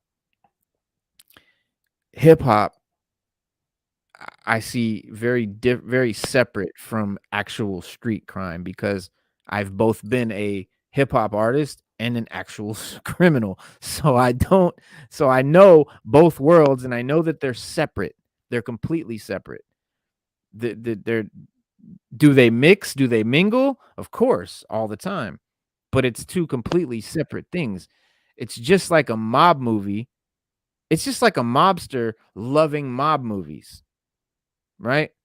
I love mob movies because maybe because I'm in the mob and I like mob stuff and I like mob movies. Did these mob movies make me go become a mobster? No. You know, that's not possible. And I think people think that a music genre can create a criminal organization or something, but what they're not realizing is crime was here first. The hip hop is reporting on the crime. It's not creating the crime. It's reporting on the crime. Hip hop, I say, mind you. Now, is there drill music? Is there music that's out here actually taking place, participating in the crime? Yeah, but I don't consider that hip hop. So I think no, you can't consider that hip hop.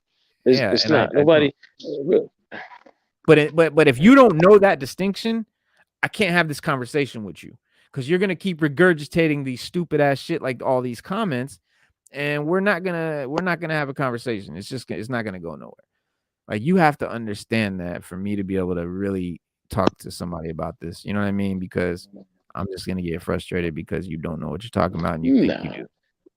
Yeah, and the sad part is that hip hop's come that far to where guys just don't have no talent. That's what they do, and it's so visual now that if you go and you watch some of these raw videos, jokers make with iPhones, they on there with no shirt, they got their chain, all they got is money and guns, and they got guns after guns. When you got the younger generation of youth, they start watching, they really feel that that's how it is. Like they gotta be that way. I gotta have a gun. Yeah. I need a gold chain. Right. They I walk around with my shirt off. You're influencing people instead of you influencing people to do better. You're influencing them to do worse. Like that right there in itself is self-destruction. And rappers made a song called Self-Destruction. Right. Yeah, he made a song called Self-Destruction. You know what I mean? So when somebody's little brother die, oh man, my little brother died, man, or their cousin or whatever, they feel bad, and they say, but then you got to think about the culture that you spread by making the videos you made, making the songs that you made, showing the content that you showed. Like right now, for kids, we didn't have YouTube, Right now, media is wide open to anybody. You got people with little kids on tablets on YouTube. TV's got YouTube. Little phones, and they out here listening to all this shit, seeing all this shit. In the 80s, in the 90s, YouTube would have never been able to make that. Would have never made it on because it's just too wide open. There's too much you can say and do on there that could either influence people, children. And back then, our parents was like, nah, I don't want my kids, and they monitored us. These parents now don't monitor their kids. Oh, they all right, they cool. Yeah, they're all right. But you gotta monitor your kids. You gotta monitor your kids. You got to. But it's a really weird tightrope because it's like on one hand you can see how a gangster movie like a mob flick could inspire. Like I seen how Scarface inspired the hood to sell coke, like, and you know what I'm saying, like, so top of the world, baby. Yeah, you know what I'm saying. So on the one hand, I know just like a violent mob flick can inspire someone to do crime, violent music can inspire someone to do crime.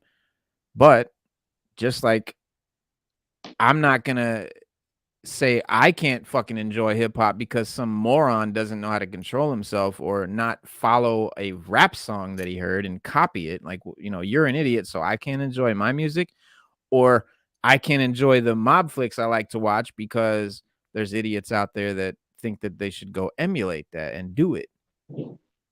So it's like, it's a tightrope, man, because it's kind of a catch-22. It's like, I want to support the art form, and support freedom of speech and allow responsible adults. I mean, that's what the fucking advisory thing is on there for. The problem is not the music. The problem is the parenting.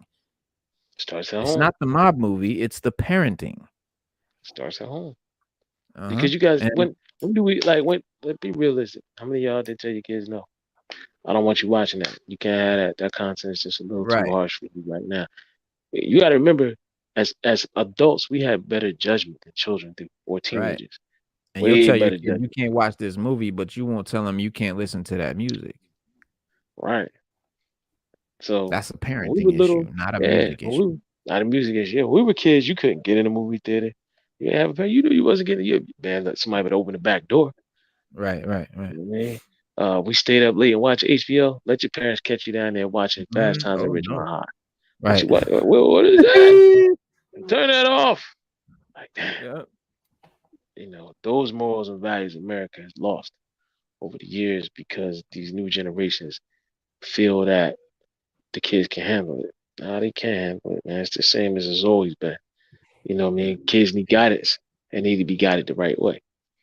You know what I mean? That's right. And so that's why I get frustrated with these people that they're so quick to just jump on the bandwagon of well, that's violent music and so they deserve it. It's like, well, why doesn't anyone make the parallel between one form of entertainment and another? Why don't you see the parallel in movies that, mob movies that white people make or rap music that mostly black people make? Why aren't they not held to the same standard? Why don't you say the same about one or the other? I guarantee you, without question, if Al Pacino, Robert De Niro, and Martin Scorsese were gunned down with a Tommy gun tomorrow, nobody would be like, well, they fucking deserved it because they made Casino. It's true. So why? So right. So I just don't get how you can say that about another kind of artist. I get that the argument of, well, Robert De Niro is not actually out committing these crimes. Well, 90% of rappers aren't either. Yeah, there's some kids that rap and record rap songs on their phone and upload them to the internet, but those aren't hip hop artists. Those are little assholes doing crimes, recording on their phone. That's different. And that's what is unfortunately is popular right now with kids is that underground, raw, made from my phone music that these kids love today. And the problem with it is there is no regulations, there is no parental advisory sticker, there's no oversight. So you're gonna get a lot of this kind of shit. You know what I mean? That's true. But like you said, when they count the parental advisory sticker, they did it for a reason.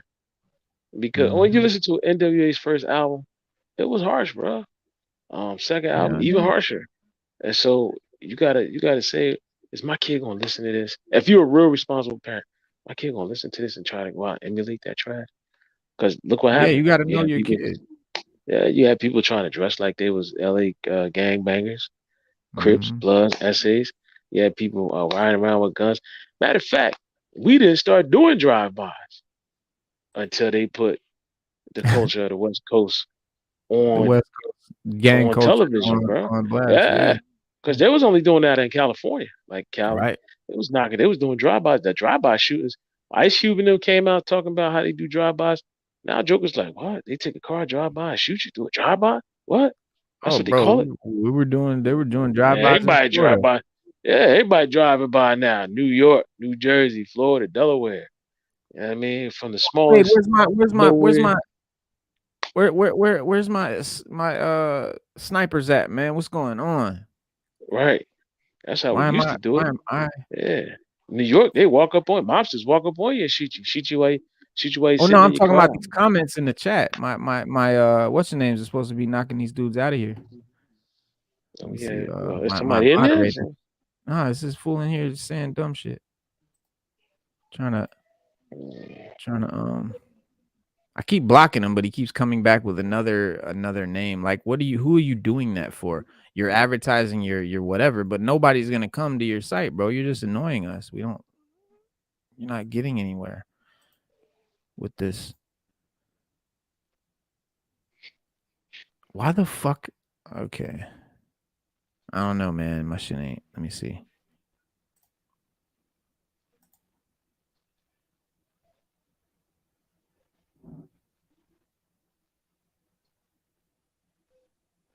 Oh no, you good, guys. You good. I'm just trying to figure out where.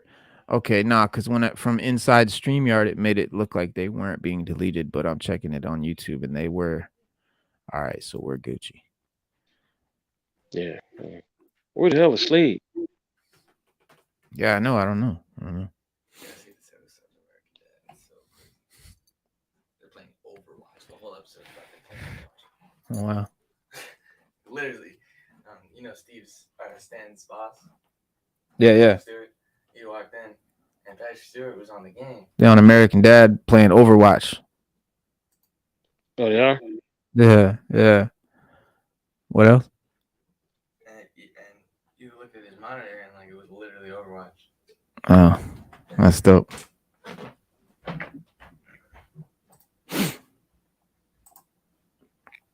Yeah, man. New Ironheart set photo spoils key Doctor Strange connection. Not really. Oh, you know what? That's what I meant to. I read an article that was saying that if Hugh Jackman comes back to play Wolverine, it's gonna have to mostly be CG because at 54 he just doesn't have the energy, the strength to work out that hard. No, I get that because it's got to be a real hard workout regimen. Yeah. Not saying he can't do it. Not saying, and they're not saying strength like physical strength. They're saying mental. It's just he doesn't have because it does take a lot of mental preparation to get through that. Well, physically, could he do it? You gotta mentally listen. He got to mentally prepare himself for that. If you try to eat nothing but boiled, boneless, skinless chicken breasts and steamed broccoli and cauliflower for a month straight, that's a mental challenge. It is. It's not just like, oh man, I want something tasty. No, it actually becomes hard to swallow, and you have to like mentally make yourself because it gets to the point where you're like gagging because it's so. I've done the diet. You get to the point it's so becomes like you're eating fucking paper. Like it's just so it's torturous. It's really torturous. But yeah, they said that his return might cost Marvel some heavy CGI because it says, yeah, he can't over the 17 years of him portraying the role, it had almost become a matter of performance, permanence that Jackman became synonymous with his comic book alter ego.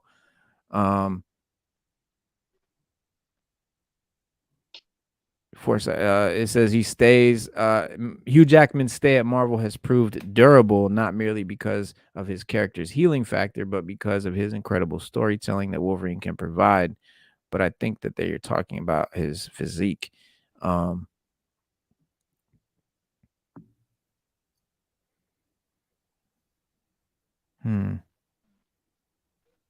yeah, but as the actor prepares for his re-entry into the stratosphere of the Marvel Cinematic Universe, the cost of hosting the likes of the original Clawed Mutant might be a bit higher than expected. The 54-year-old actor has shared numerous videos to show how he has been getting back into fighting shape for his return in Deadpool 3. But despite this fact, reports suggest a lot of the digital legwork for Marvel's VFX team will be concentrated on him during post-production. So they'll be touching up his flabby roll. He'll have like some skin roll and they'll probably airbrush it out and shit like that. Oh, he's 54, man. He did his time. The man is healthy. That's what I'm trying to tell people, he might not be. Yeah, he might not be in.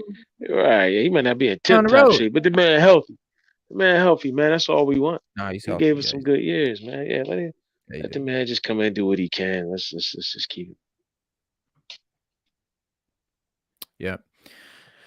For the first mutants entry film into the mainstream MCU, Deadpool 3 holds a lot of responsibilities and the weight of mass expectations waiting to be realized.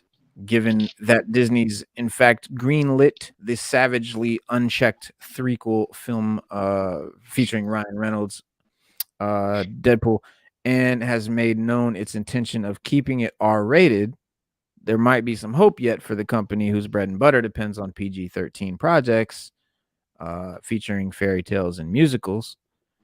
But they, yeah, I think might be hope for a there might Punisher be, John. Hope yeah. for a good Punisher John, man.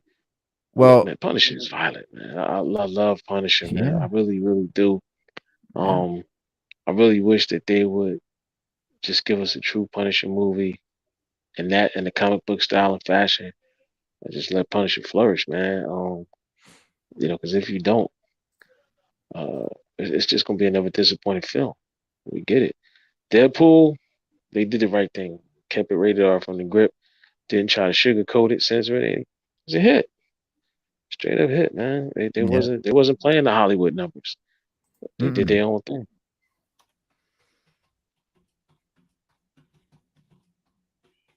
and put it on top. So I'm down with it, man. Keep Yeah, Deadpool rated R.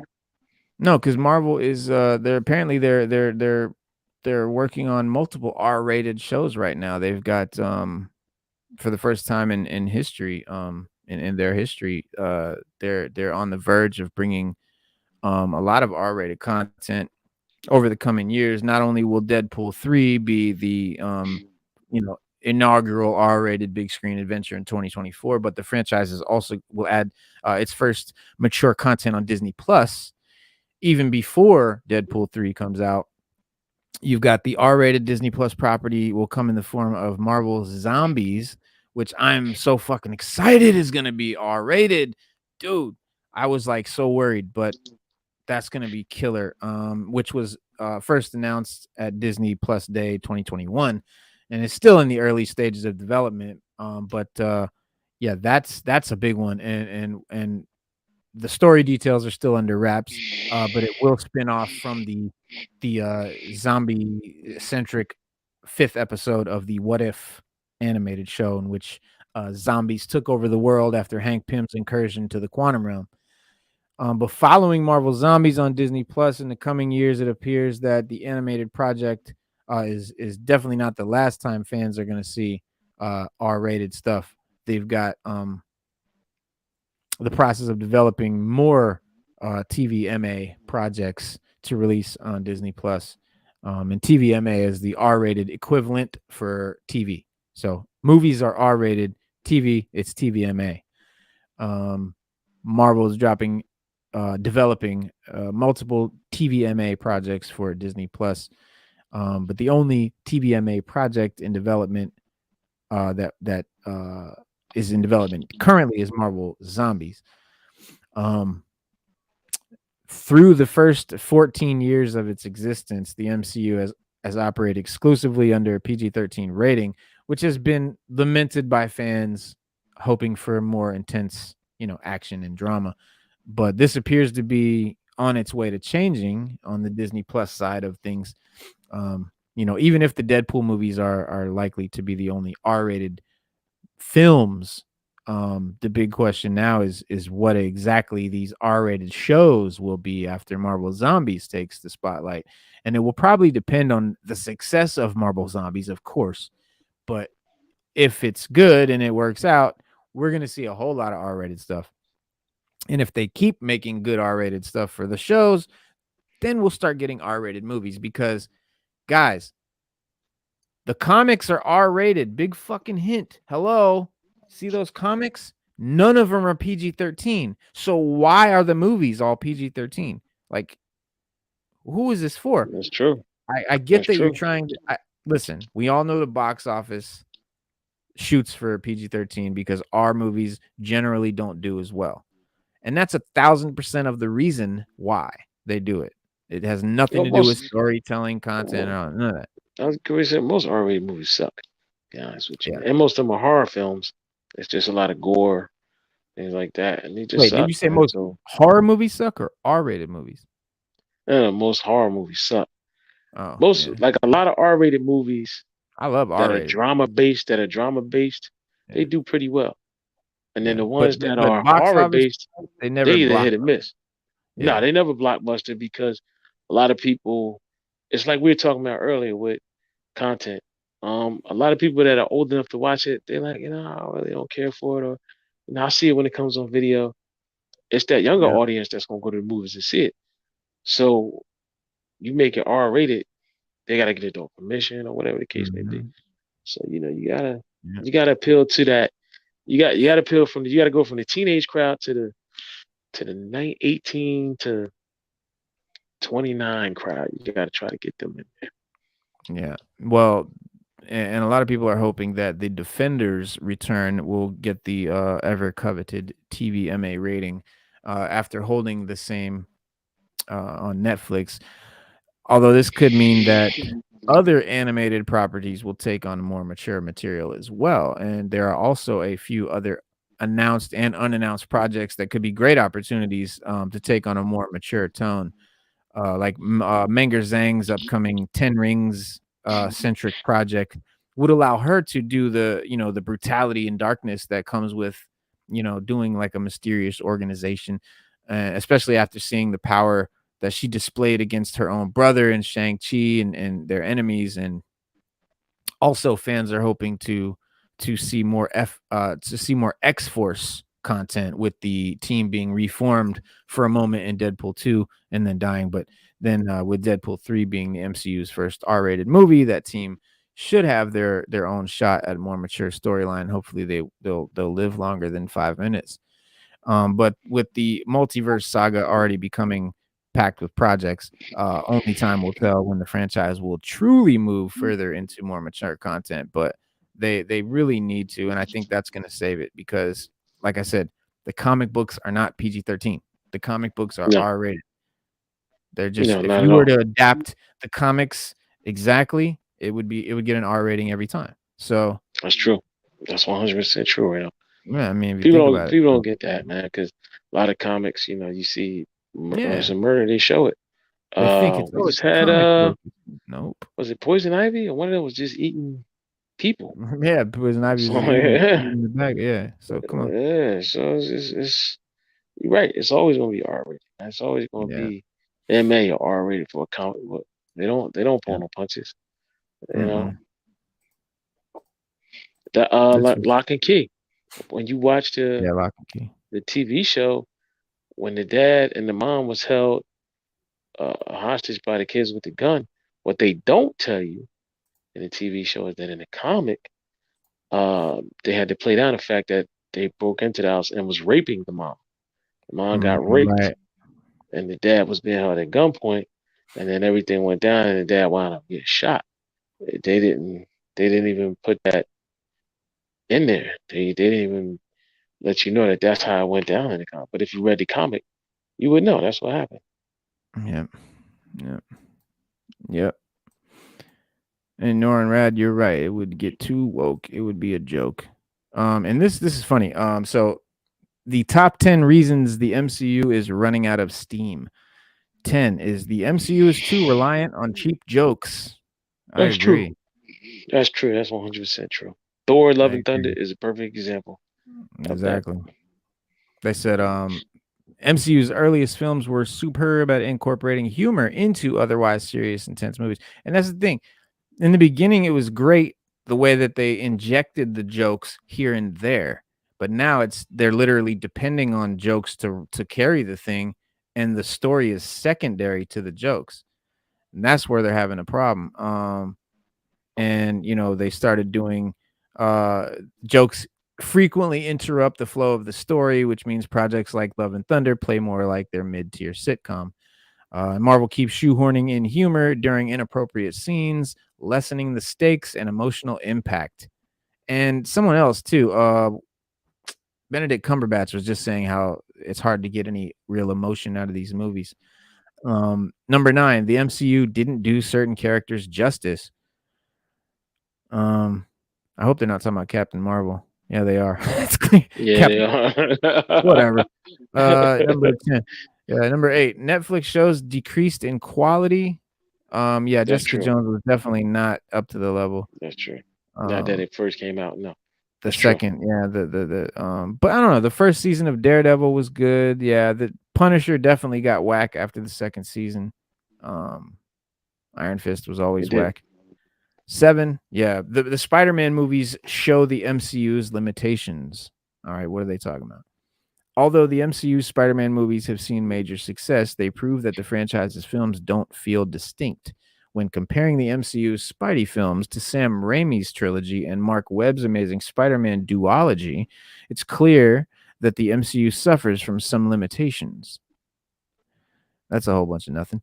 Whereas Raimi's trilogy, the Amazing Spider-Man duology, are inventive, distinctive, and showcase their respective directors' style. Oh, now you're just comparing movies. That doesn't. Right, I was going to say, yeah, that's your personal opinion, my man. Yeah. In an article, we respect the fact that you wrote the article, and everybody's entitled to their opinion. But that's however many people that saw the movie and liked it would disagree with you. Yeah. They're two different movies. They're all about Spider-Man, but they're in different eras, different types of Spider-Man. This Spider-Man's a lot younger. Right, this Spider-Man's a lot younger than Tobey Maguire was, and Garfield, because in the second movie he was graduating high school, so that it's you can't compare them, man. You got to take them for what they're worth, and then you got to. Yeah, just take them. You either like them or you didn't. Mm-hmm. You keep that. So that's all, man. Yeah, Hawk is no longer an interesting character. Yes, that's true. That's true, and you can There's blame. no doubt about it. Sata, hello, and you can blame Universal for that. You can 100%. You can't blame Marvel for that. I can. You can't because that's the deal. You right, so I'm gonna change that on me, and you can stamp this one. The deal that Marvel made with Universal is the reason why Hawk is no longer an interesting character. That's why. But I heard they revamped the deal, or whatever happens with the deal now, it should change. But that's their fault for selling that character, and then can't do nothing with him unless they say so. Sounds just like him. Did you play the Powerball, Sada? Did you get your Powerball? No, but my mom did. So we'll see what happens with that. Oh, okay. Surprised he ain't trying to say that it's extra song after the grave. Yeah, somebody got it. We good.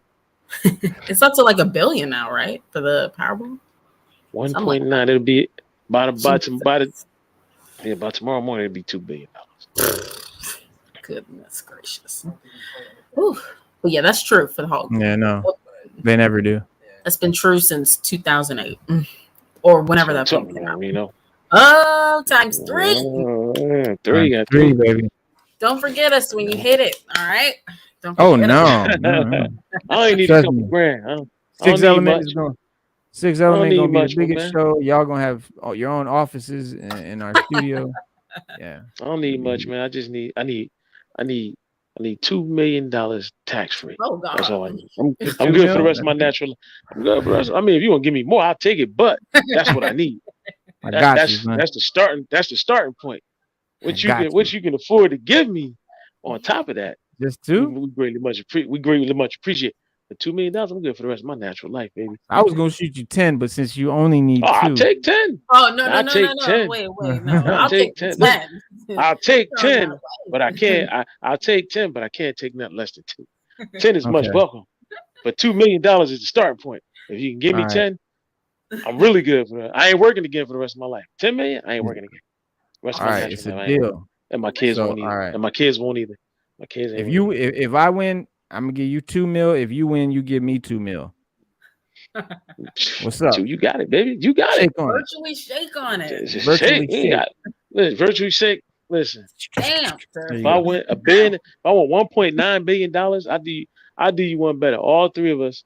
I'm gonna call you all and say, look, meet me in New Jersey so that we can cash this ticket in, and I'm gonna just say all of us bought the ticket together. Escape. Oh, geez. We're gonna keep it. That's what I'm saying. Wait, this is the plane ticket. I'm gonna tell y'all, look. So I'm gonna tell y'all, look, y'all better pick each other up and get up here. You got 20. Y'all got 48 hours. Oh, this is Let's before go. you get the money. Okay, yeah. So I got. I'm talking once that's before I cash it in. I'm be like, look, because look, if you win that much money, this is where people mess up. They want the total buyout, but if you get the total buyout, you get less money because the taxes on $1 million is half. So it would be better if I just put my family members on a ticket, and I get it over. They'll pay me out in 30 years. So in 30 years, I'm gonna get 90% of that money in 30 years. I just need an accountant, a good tax guy, and I get paid every month. I get paid once a month. People's thing with that is they say, well, I might not live 30 years, or I need all that money now, because what if I want to buy a mansion and all this? But it's like, man, nah, forget that. That's why you put everybody. That's why you put your family on a ticket, because now you say, okay, I'm gonna put my whole family, my whole household on a ticket. So I'm 70 years old. I pass away. At least they got something. They might not get my money, but they got the money. They got some of the money. Saying. Put them on the ticket, then do the 30-year thing, and if you die, they still on the ticket. They get the money. They still on the ticket. They still gonna get some money. Now it still gets divided. All the money gets divided. It's just now your half gets pushed into theirs, and it all get divided between them still. So you got. That's what it is. You just can't do. Put you on a ticket. Yeah, thank you. Really, you gotta say, Blaze, look, let's go get this money. Say, look, me and my son bought this ticket. My son, look, I only had 5. My son gave me another 5, and we went and bought that many tickets, and we kept them. That's it. That's all you gotta do. And they can say, Blaze won't get his money till 18, but guess what?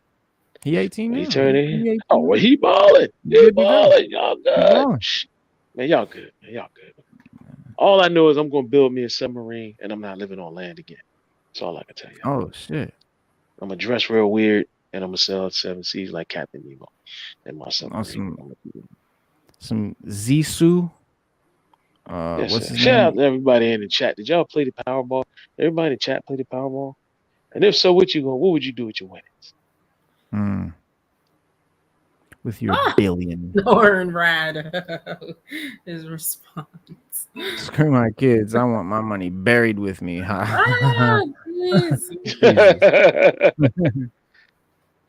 my God. That's cold. That's cold.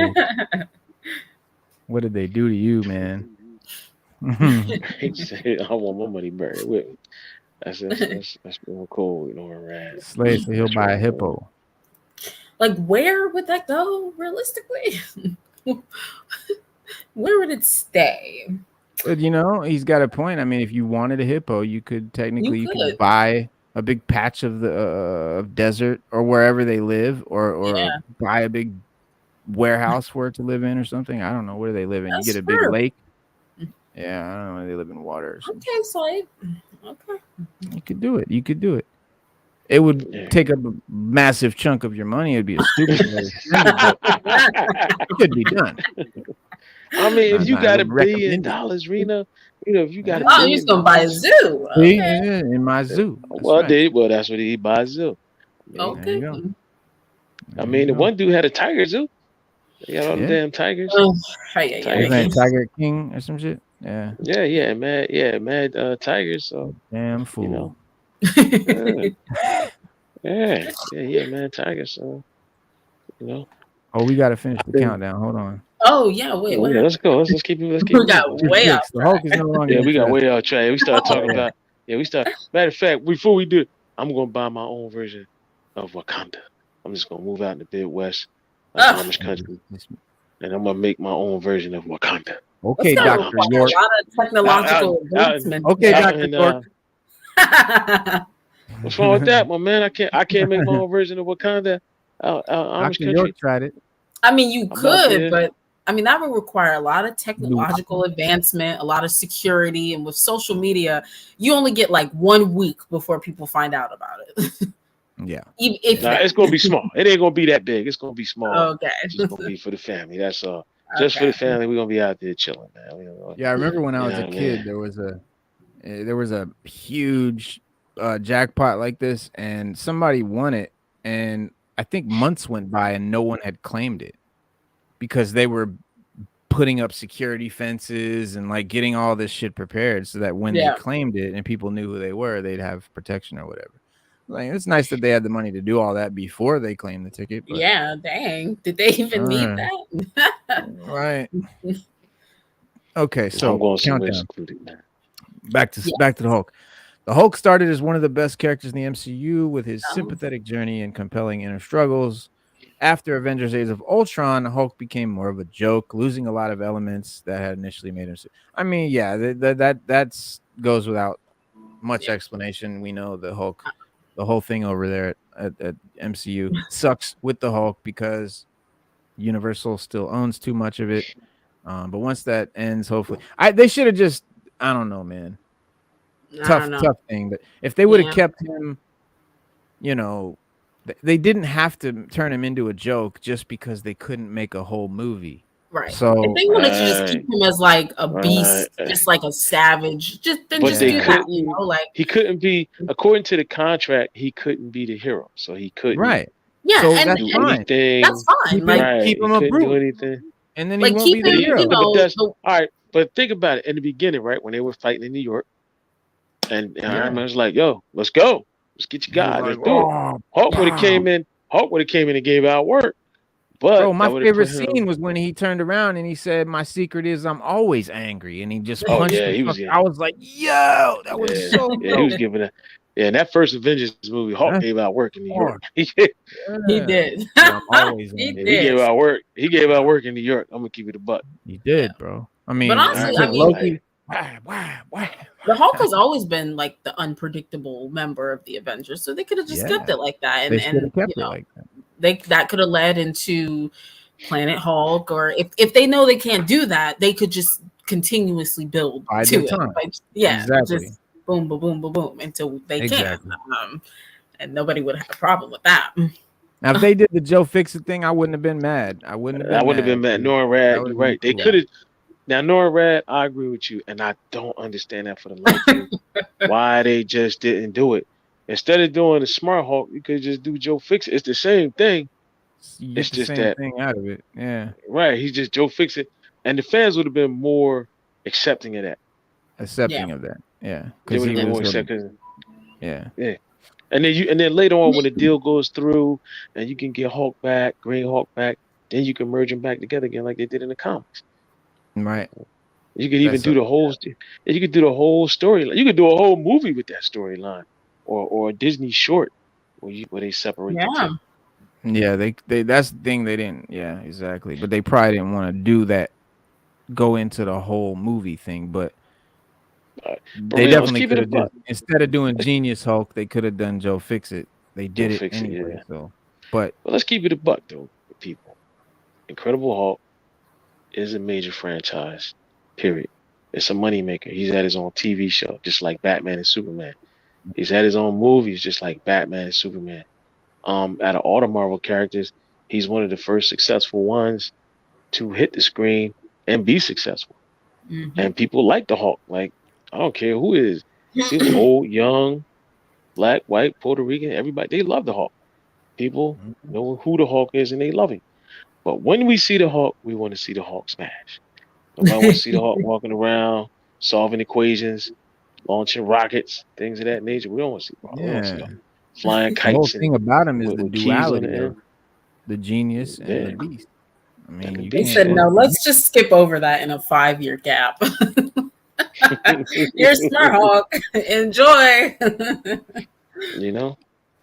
Dumb thing to do. All right. So number 5, She-Hulk attorney at law received criticism. What an odd title for what an odd She-Hulk attorney at law. Yeah. Like it just received criticism, so that's why it's like running out of steam or whatever. Yeah, so what did they mean by? Okay, so what they say? Although many people were looking forward to She-Hulk attorney at law, the show wound up disappointing many audiences, including comic fans. That's a false statement. Comic fans were perfectly fine with the show because we know that it directly came from the comics. But a number of viewers, some were, not all of them. Yes, to be fair, this is true. A number of viewers thought that Attorney at Law had weak humor and found the main character less likable than Black Widow or Daredevil. While What Attorney an at Law odd is not, yeah. Okay. While Attorney at Law is not without its fans, it still suffers from criticism. Many feel that this criticism is unfounded, but either way, the MCU shows no longer receive the same overwhelming praise they once did because they criticized this show. This guy is. But the MCU has been getting heavy criticism before She-Hulk. Exactly, and there hasn't been a bunch of shows since She-Hulk to say that about. Yeah, like what? And then why would you compare like her as a main character not being like? Why would you compare that to Black Widow or Daredevil? Or Daredevil, right? Who were like loved by the MCU. Like compare it to like Captain Marvel or something or someone else. Like that's a better comparison. Less likable than the ones that are liked the most. Like what? Usually that analogy usually would have been less likable than I don't know, the Eternals or something. Come on, guys, get it together. All right, let's see what else they said. Number 4, lots of fans left after Avengers Endgame. Oops. Remember that the title of this is 10 signs the MCU is running out of steam. So these aren't so okay. So a sign that Marvel, I disagree. Because at the end, okay, we knew that era, that phase was over. Tony Stark died. The Avengers broke. It was just a lot of things that went on. It the way the movies played out, it just seemed like that. Like it just seemed like, okay, now that's over. What's next? Like, I'm not gonna keep looking for the same thing they just gave me because they're not doing that anymore. That's what I got out of it when they did Endgame. I just felt like, okay, it was over. That story's over. That saga's over. Those characters are done. Yeah. They're gonna give us a new fresh run on some stuff. And then, like that's how I felt. So I didn't feel like it was running out of steam. I just felt like, I mean, if anything, like fans stuck around after Endgame because they wanted to see what's next. Yeah. Endgame a lot of them may not like what's happening now, but they stayed around, you know? So I don't know. They're acting like it was Endgame that they left. I would say lots of fans left after the Eternals or something like that. Yeah, like maybe Endgame. Like you could argue like No Way Home they left, but like after Endgame, nah, I don't think because Eternals kind of feels out of place in the whole scheme. It really does. It doesn't feel like it belongs with those movies because the way it just had nothing. It seemed like it just had nothing to do with it. It was just so disconnected, like extremely disconnected. Like I do not understand. And they have yet to like call back to it at all. So that's weird too. So it's like exactly. But the Eternals is getting reappraised by fans on their 1-year anniversary of the movie. Apparently people are starting to like see the I don't know what, but we'll go into that in a second. Yes, they rise above the boredom, but all right. I mean, you know what it is?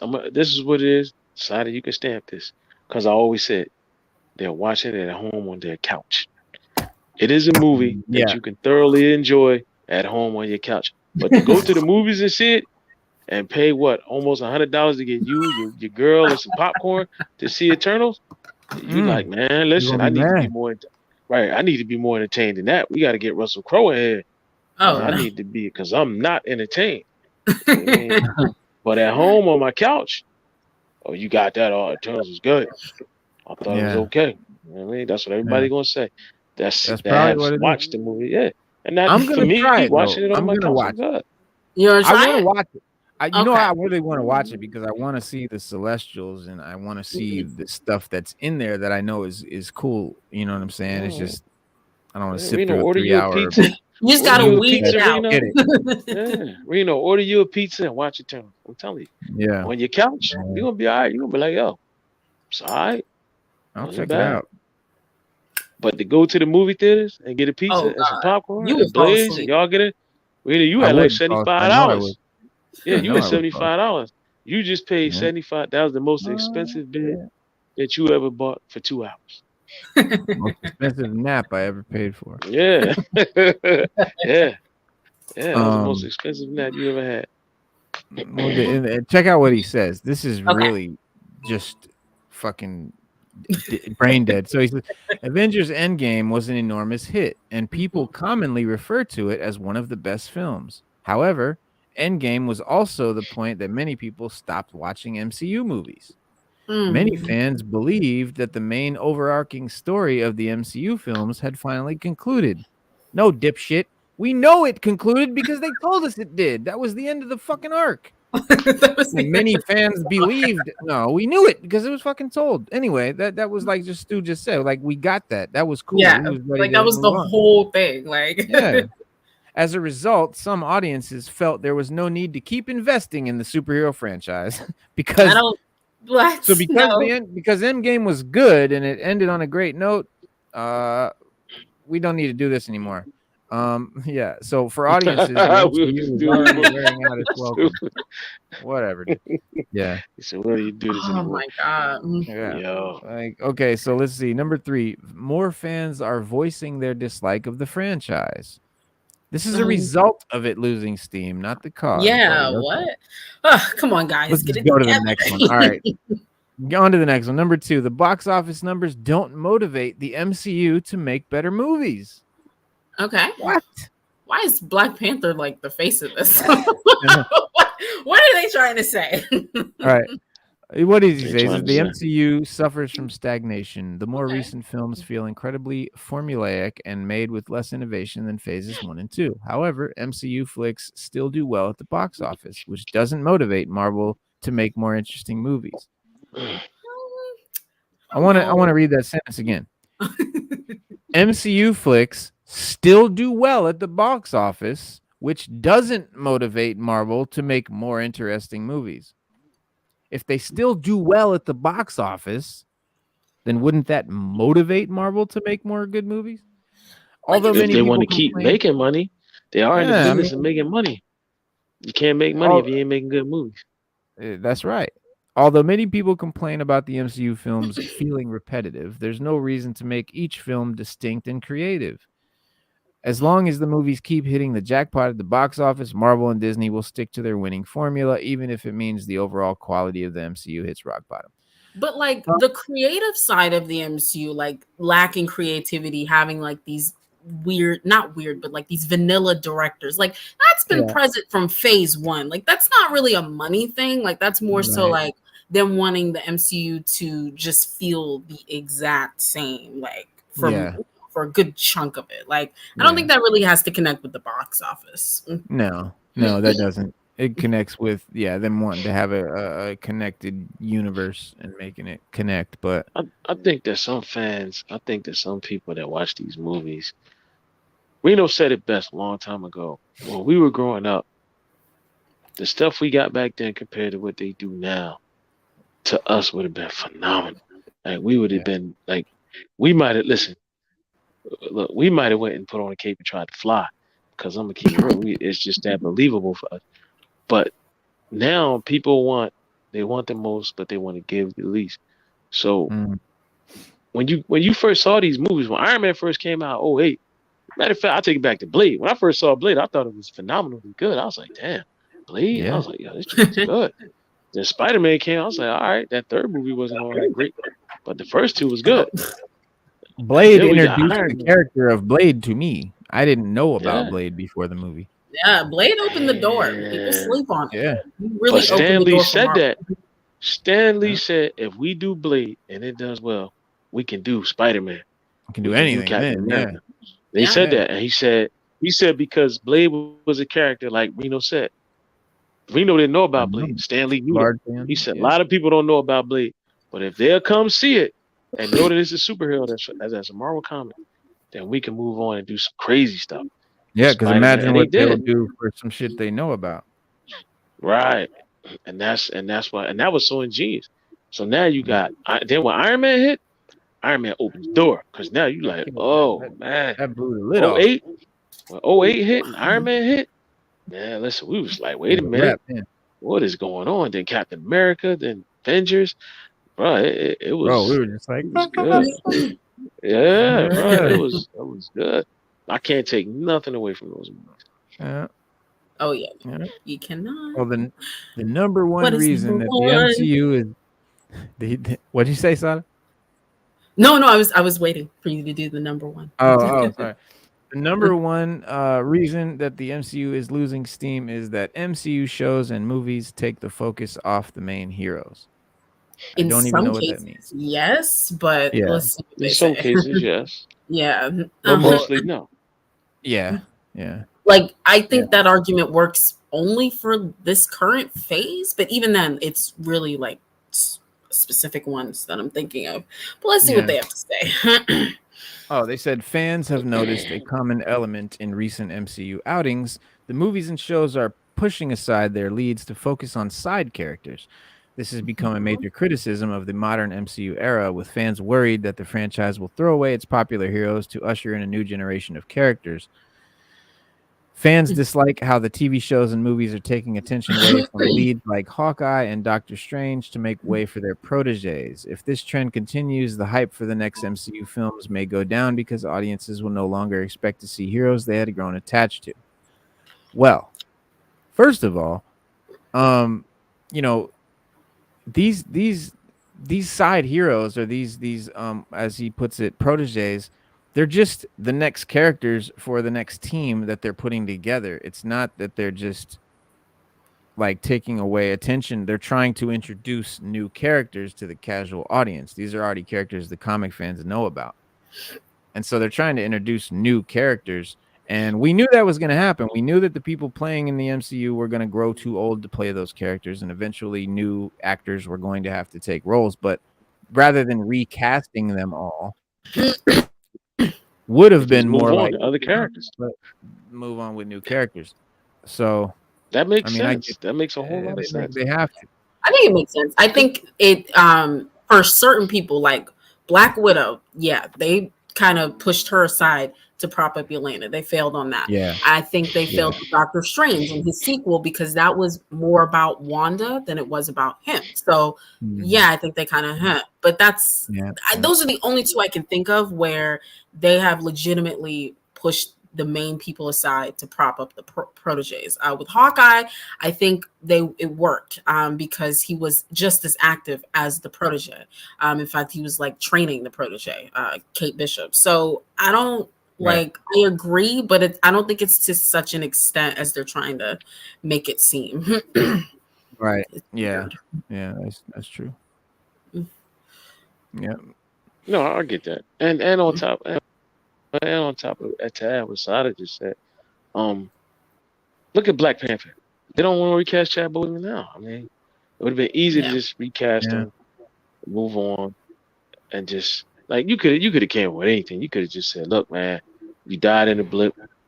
And when you came back, you just look like that now." Like, you know what I mean? Or they could have just said, "You still Black Panther, but you something happened when the blip got cured. You came back instead of you're the same, but you're just from another universe. But you're the same Black Panther." I mean, it would work. You can make it work. You think it would have made you got Sada, to ask you specifically, do you think it would be better if they had just made M'Baku Black Panther than Shuri? Like, do you think people would have been more accepting if it was a guy taking the mantle than a woman taking the mantle? I don't know, because I feel like I think the specific subset of MCU fans probably would have been more receptive to M'Baku than Shuri. But in general, like, I don't know if it would be so accepted either way. Like with Shuri, the optics just look terrible because it's like, it looks like you had to abandon T'Challa, like completely just remove him to prop up Shuri in this new role and make her the Black Panther. So the optics just look awful surrounding Shuri. So I feel like that's why so many people are like not really receptive. And if it were M'Baku, I feel like it may be the same thing. Like it's just such a tough situation. And honestly, I think they just should have recast it after some time and everything, but I don't know, it's hard to answer that. I think for a certain subset they would have been more receptive to M'Baku, but in general I think it would have been tough whichever way they went. Right. What do you think, Stu? I agree with Sada. But also to add to it, I would say comic book fans who read or hardcore Black Panther fans know that at some point Shuri took over the mantle of Black Panther. And even if you do, let's say okay, we make Shuri Black Panther. She wasn't Black Panther forever. You know what I mean? No. So sooner or later, you're gonna have to put a male back in the role of Black Panther. You're not gonna get away with a woman Black Panther for the foreseeable future of that franchise. Yeah. This movie, yeah, you can get away with it.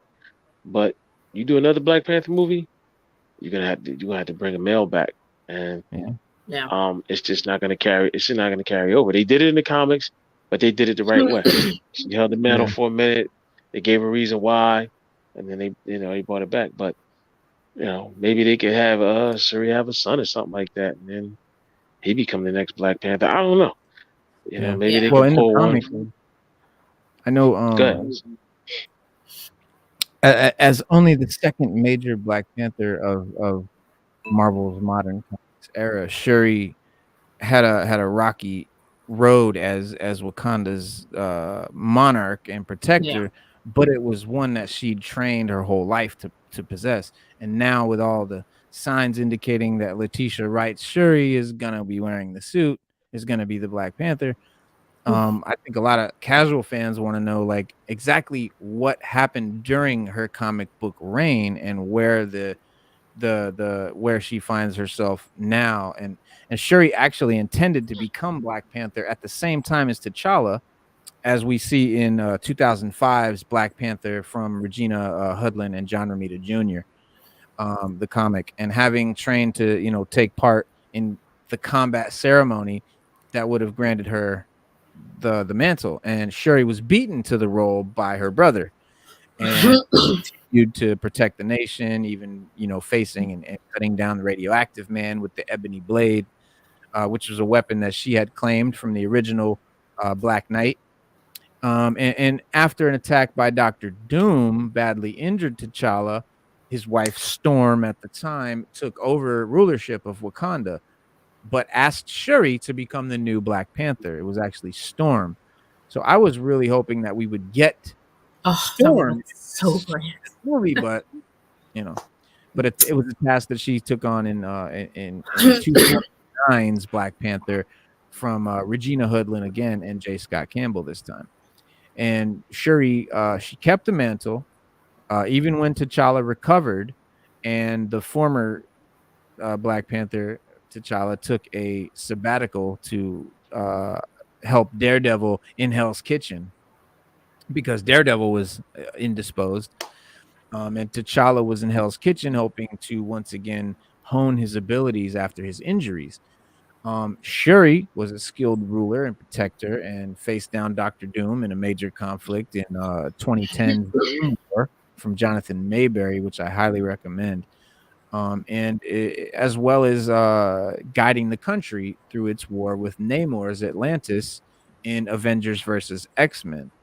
So to answer your questions, in the comics, Shuri does become Black Panther and she does fight Namor at that time. And sadly, another larger conflict was on the horizon. It was Marvel's Secret Wars.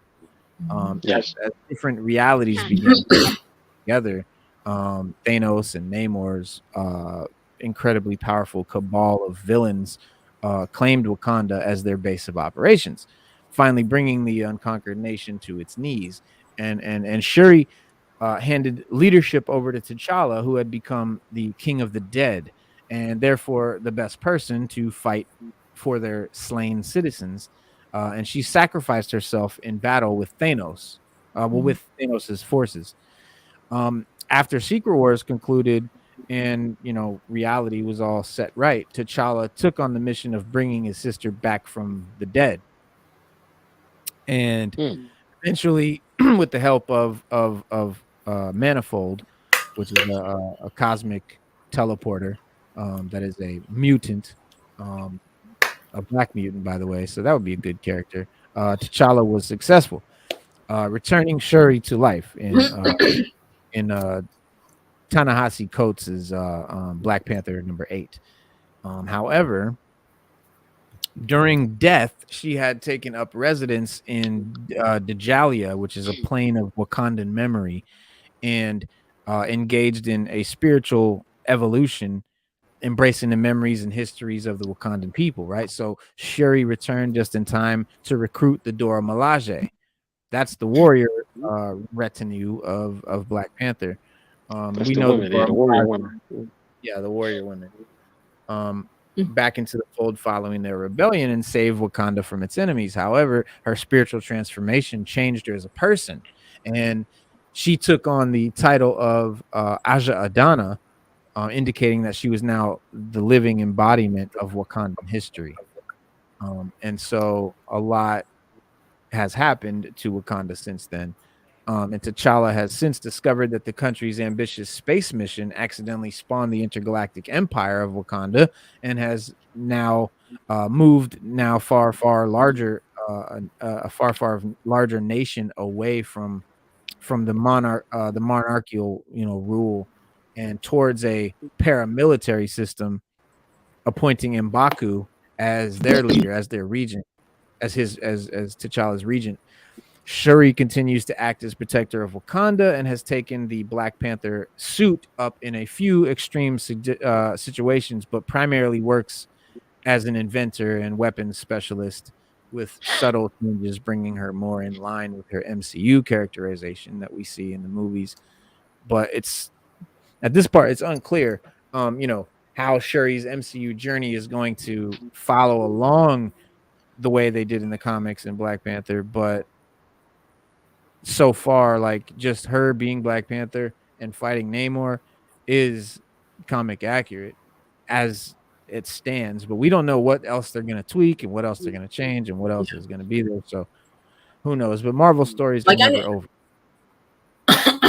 Yeah, like, I think if it had happened like you just explained it, maybe with a little tweaks for it to fit the MCU, I don't think anyone would have really had a problem, because the main point of it is T'Challa is still here. He's just not with Wakanda right at this moment. He's just somewhere else. Right. But he'll be back. That's the main point. But here in the movie, his character is gone. So it's like, where are we gonna go after her reign? Because exactly. Her reign doesn't last a long time. No, it doesn't. It doesn't. Like, what are we gonna? Where are we gonna go? Yeah. That was my point. Yeah, she can't be Black Panther forever. She wasn't in the comic.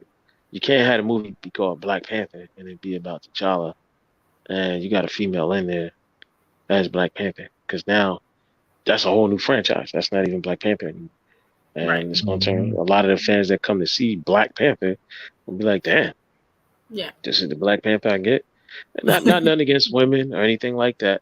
It's somebody in this world is character development, right? Somebody, because you could say, look, he was lost in the blip, he never came back. We don't know until we see the movie. You just be like, he never came back from the blip. Or you could just follow in the comics and say he was out doing what he's doing, and when he comes back, 5 years later in the next movie or whatever, you recast him. Yeah, 10 years. And that's why it's like so odd. Like, they're having these conversations on, we may recast him in the future, but it's like, you've literally like killed off his character in this movie. So, how are we gonna bring him back? We recast it after Christopher Reeves got into that accident on the horseback, and we lost him as Superman. They have another Superman movie for a while, and when they did, they had to recast him. Recasting. I believe had he not got hurt, we would have had another Superman movie. They actually were making one. They actually were going to make one in 1994. There was going to be another one with Christopher Reeves, but I don't know if it's because he was already hurt at that point or what.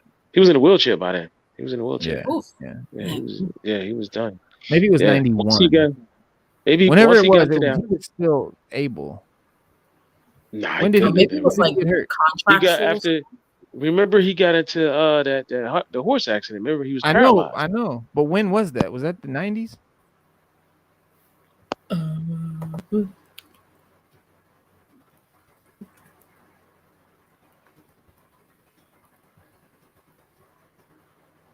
It was 95. Yes, looks like it was 95. Okay. Yeah, that might have been a quadriplegic movie. He became a quadriplegic. Yeah. But Black Panther became the Red Panther too in the comics too. That's true. And it might have been filming it, because they did film Superman 1 and 2 at the same time. Yeah, that could have been. And then after the accident, they kind of just shut it down. Said nope. Yeah. But yeah, like T'Challa's like a legacy character, so to just kind of like leave him behind is very insane to me. Because we've barely gotten to see him, so it's like, oh well, okay, I guess he's involved in so much. He's also an Avenger. He's also an Avenger as well. Yeah. I was happy to find out that they are going to treat Namor as powerfully as he is in the comics. I was kind of worried about that, but the director Ryan Coogler said that Namor is as strong as Hulk and Thor.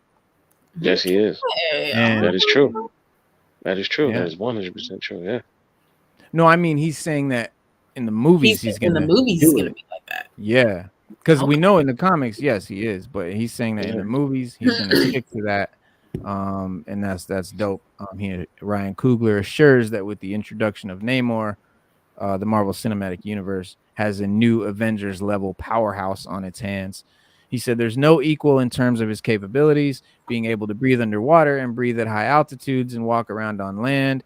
Coogler said in an interview with Marvel, he's incredibly strong as Thor, and if he's around enough water, he can be as strong as the Hulk. Strong as Hulk, as he can. Meanwhile, the Wakanda Forever producer Nate Moore spoke to Namor's motivations and how they put him at odds with the nation of Wakanda. He said he's not interested in ruling the world for power. He's not interested in money. He's interested in protecting his people, and what's more altruistic than that? As Marvel explains Namor's goal of keeping his underwater kingdom, Talokan, I don't know how they're going to pronounce this, Talokan, secret and safe from the outside world, makes him a natural foil to Queen Ramonda, which is Angela Bassett. Angela Bassett apparently has a major part in this movie. She's apparently a big character in this movie. And Princess Shuri. And since the whole world knows about Wakanda following 2018's Black Panther, Namor is concerned that Talokan may follow suit, and everybody might find out about Talokan. Here's a man who believes 100% that he is the hero in his own story. That's Nate Moore said. He said he doesn't see himself as a villain because in Namor's eyes, what he's doing to protect the people who have already made it through a tragic history.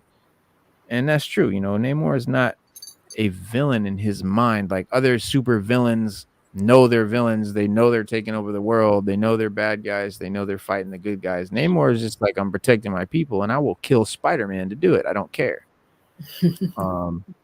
No, Namor is like that. Namor is the Black Adam of the MCU. Exactly. Pretty much. Pretty much. He is basically the Black Adam of the MCU. Yeah. He's just as powerful as Black Adam. He's an anti-hero.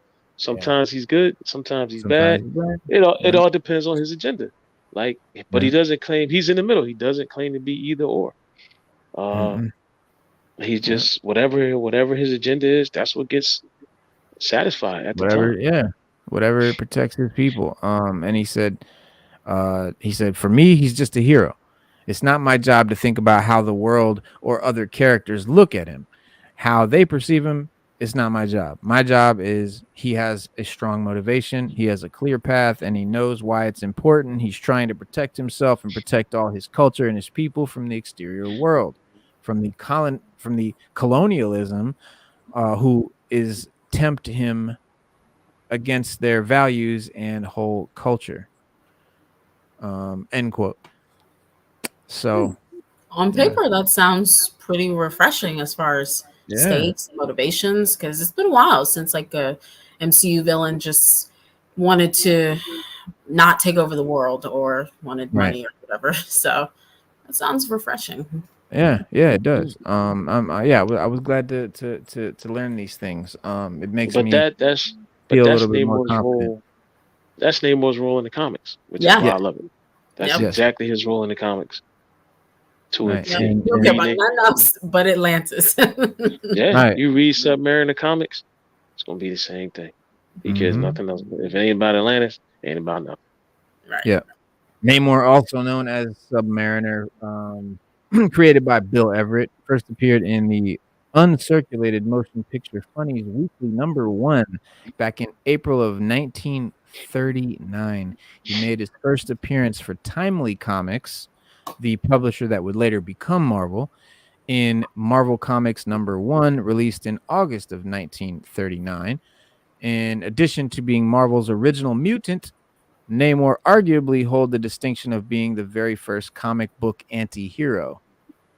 And Namor's MCU debut has been a very long time coming. MCU Studios boss Kevin Feige recently revealed that the studio first commissioned a script for a film starring Submariner 18 years ago. Obviously, this is going to be a completely different movie than, but the timing was never right and the idea was never right, he said. However, working on the first Black Panther movie, Ryan Coogler began pitching a war between Wakanda and Atlantis, the latter of which was ultimately reimagined as Talocan. Notably, Black Panther and Namor have a storied rivalry in the original Marvel comic books. So it's a good character, I think, to bring into to Black Panther. It was perfect. And in the comics, Black Panther and Wakanda have been to war many times. Yeah. Over and over. Yes. Right. Exactly. Yeah. There was an Infinity Stone in Wakanda at one point, and Namor was the one that told Thanos it was there. Thanos went and got it. So they could even go with that too from that last Avenger movie. Well, that's a way to flip the script. Yeah. And that's the same time when Shuri was Black Panther and Thanos and all of that was fighting and Namor and all that. So yeah, that shit all goes down. And like I said, he's not the villain that some fans might be expecting him to be. He's definitely, a good guy in his mind and in his people's mind, and he has helped, the Avengers. I mean, he's helped the X-Men. He's been on the X-Men. He's definitely been down with the heroes many times. But during a recent interview with Empire Magazine, Tenoch Huerta, who plays Namor in the Black Panther sequel, clarified that his character is an anti-hero, not a villain. Latin Americans are always the bad guys in Hollywood movies, and now we're the heroes or an anti-hero in this instance, he says. But yeah, confusion regarding Namor's exact role in Wakanda Forever likely stems from the fact that the film's teaser trailer appears to present him as an enemy of the nation of Wakanda. Still, it should be noted that superheroes don't always get along with one another. Captain America Civil War. Yes, it's very true. I think it mostly derives from a lot of fans kind of really wanting an actual villain within the MCU because they really suck with their villains for whatever reason, except for a few. So I think that's kind of where most of it comes from. But if you just do the basic research, he's always been an anti-hero pretty much. So he's been a part of the Illuminati. Like he's got a lot going on. I mean, he does have allies that are superheroes, but he's known to be generally distrusting of surface dwellers. When he step on the scene, you got to be like, all right, why is he here? And am I going to have to fight this Joker? Like that's. And Namor's thinking the same thing. Right, and that's how it is when Namor comes to town. Like, damn, why he here? And then we're gonna have to give it to him. But yeah, you're right. Superheroes don't always get along. Like, take DC Universe. Green Lantern and Flash are like best friends, but Batman and Flash don't. Batman just doesn't really. Flash kind of irritates him, so he doesn't really. And Flash knows it. He always says it. He's like, I really don't think he likes me. But Batman is very less talkative to Flash and around Flash than he is with Green. Like him and Green Lantern. Yeah, they're cool. They're tight. Yeah. Right. But Flash and Batman, it's like Batman just doesn't have the patience for Flash. Nah, he'll go to Superman and complain. Right. Yeah. And he doesn't really and he doesn't talk to him much. He doesn't talk to him much. And Flash always just trying to get a rise out of him or just try to see where he stands with him, and Batman gives him nothing. And it just kills him most of the time. He's like, damn, I can't. And then he just always ends it with, I just don't think he likes me very much. So Oh, that's perfect, Norrin Rath. That's perfect way to explain it. He does play both sides to his benefit. Period. Yeah. That's the best way to Namor? For Namor. Yeah, Namor does. Yeah, Namor does. Yeah, because I own a lot of Namor comics. It's one of my favorite heroes in the MCU. I mean, in the Marvel Marvel comics is Namor. But in that interview, and he's also, you know what, too, Reno, not to cut you up, but he's also a big, I can say, villain of, or antagonist. I ain't gonna say villain, I'll say antagonist of the Fantastic Four. He's battled them on many occasions, and with that, he might be in his next Fantastic Four movie. Yeah, trying to steal Storm. Yeah. Well, elsewhere in the interview, the guy that's playing Namor expressed hope that his involvement in the movie would inspire, help to inspire Hispanic and Latino viewers in much the same way the first Black Panther film inspired Black audiences. He said, we, Latin Americans, are making something to be proud of in Hollywood. To his point, I feel like it would have been better if they had taken a Latin character and let that be the inspirational thing instead of taking a character who's not Latino, making him Latino, and making that the thing. Right. It's like, is it really? Can I really be like, yeah, I'm like Latino pride, Namor, but Namor's not Latino anywhere but in this movie. Yeah. So and even really... like even this explanation, like when he was saying, like, Latin characters are always the bad guys, and it's like I get what you're saying, but it doesn't work for Namor because he's always been presented as an anti-hero. It's not like you stepping into this role is you're changing something about this character so revolutionary. Like, he's always been an anti-hero. So like I get what he was saying, but it just didn't work. No, it didn't work. It's like if you were playing Spider-Man, that might have worked. Yeah, or somebody who's known to be good. But I get, and I get one to have pride and all that, and but I just mean like, I agree with you though. I think if they had actually had like a Latin character, that would have been so much more, because they already don't get exposure as is. So that just would have added so much. That's what I think. That's why I always say, like, I don't ever want to come across as that one of those racist white dudes who doesn't want race swapping because they don't want to see their white male characters in any other race. Like, that's not at all what I'm talking about, obviously. But I think it's much more meaningful for, let's say, Latino culture if that character was really a Latino character than if they take a character who was not Latino and made him Latino for the movie. I just don't feel it has the same gravity behind it. As it would. So I think, like, what I mean is that I feel like they're what's the word when you're it's like they're making it worse. I mean, they're not really helping the situation. It's more like they're just adding to the problem. But to his point, in addition to his upcoming debut as Namor, there certainly seems to have been an uptick in the amount of Latino superheroes featured as part of major franchises in the last several years. You do have the television series they did, Agents of S.H.I.E.L.D., for instance, featured Natalia Cordova Buckley as Elena Rodriguez, Yo-Yo, Ghost Rider, Gabrielle Luna as Robbie Reyes in Ghost Rider. More recently, Marvel Studios film Eternals had Selma Hayek in the role of Ajak. Outside of MCU, you had Sony's animated Marvel film Spider-Man Into the Spider-Verse put the half black, half Puerto Rican Miles Morales Spider-Man at the forefront. And Miles Morales really doesn't get as much recognition for being a Latino character. Yeah, he doesn't. No, he doesn't. He really don't. Latino character. People don't really acknowledge that. He's actually yeah. He's black and African American. Yeah, black and Latino. Yeah. So speaking of Spider-Man, on my Twitter feed, Tobey Maguire announced Spider-Man 4. Oh, that's not real. Yeah. But I gotta look into that because I don't think it's real. The way it was, the way the whole thing was. Yeah, the way the whole thing just came out, I was like, huh? But it had him sitting there. He was like, they were asking him about it. It's probably Screen Culture, right? No, it wasn't Screen Culture. It was no. I forget the name of the account. I gotta look it up on my Twitter feed. I was about to say you gotta watch Screen Culture. Yeah, y'all mess with Screen Culture, man. Screen Culture make me mad, bro. They do. Bro.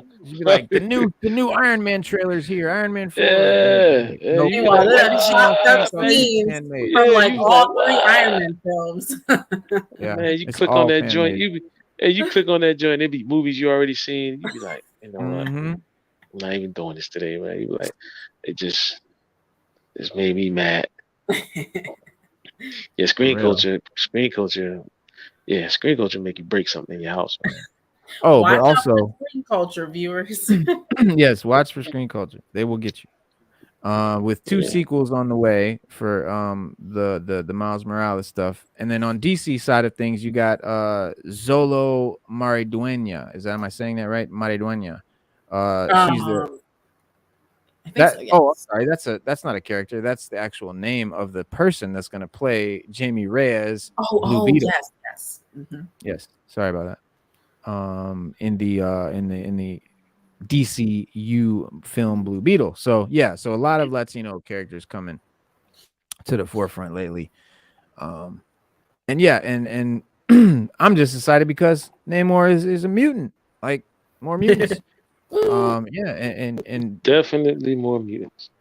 Definitely. Bill Everett, who created Namor, is also known for co-creating Daredevil. He and by the way, just for those who don't know, Namor predates the creation of Aquaman by 2 years. So Namor is the superhero ruler of the underwater kingdom of Atlantis. Casual fans out there, learn today. Yeah, he's the true king of Atlantis. He's the true king. Yes. Aquaman is a cheap knockoff and backup. Marvel should have snatched Atlantis. Should have snatched that and used it in their film. And right. Yes. Yeah, because now we got. Hey, man, they both.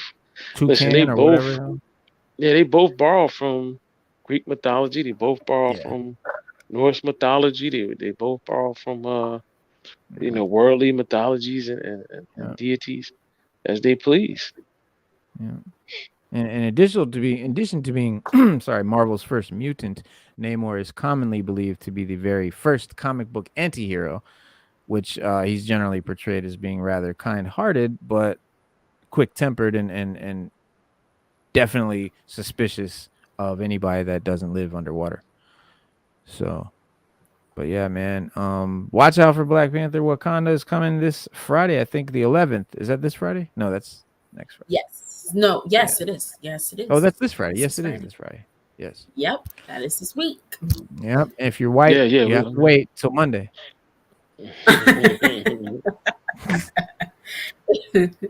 You're not black. That's rough, bro. See the movie. That's rough, man. So Come see the movie. Well, y'all some rough jokers. The box office is like in the toilet in their eyes. Yeah, look to that TikTok, guys. That's why. Rough, man. Hey, listen, man. Hopefully, I just want it to be a good movie. After Thor: Love and Thunder, we need a good, serious Marvel movie. It says a lot of people forget that other races weren't included in the '60s when they created Fantastic Four, X-Men. It makes sense that if we look at today how it would actually look, then I'm okay with race. I agree, Nora Rat. I really do. Yeah. You're right. Back in the '60s, they wrote different, they drew different, everything was different.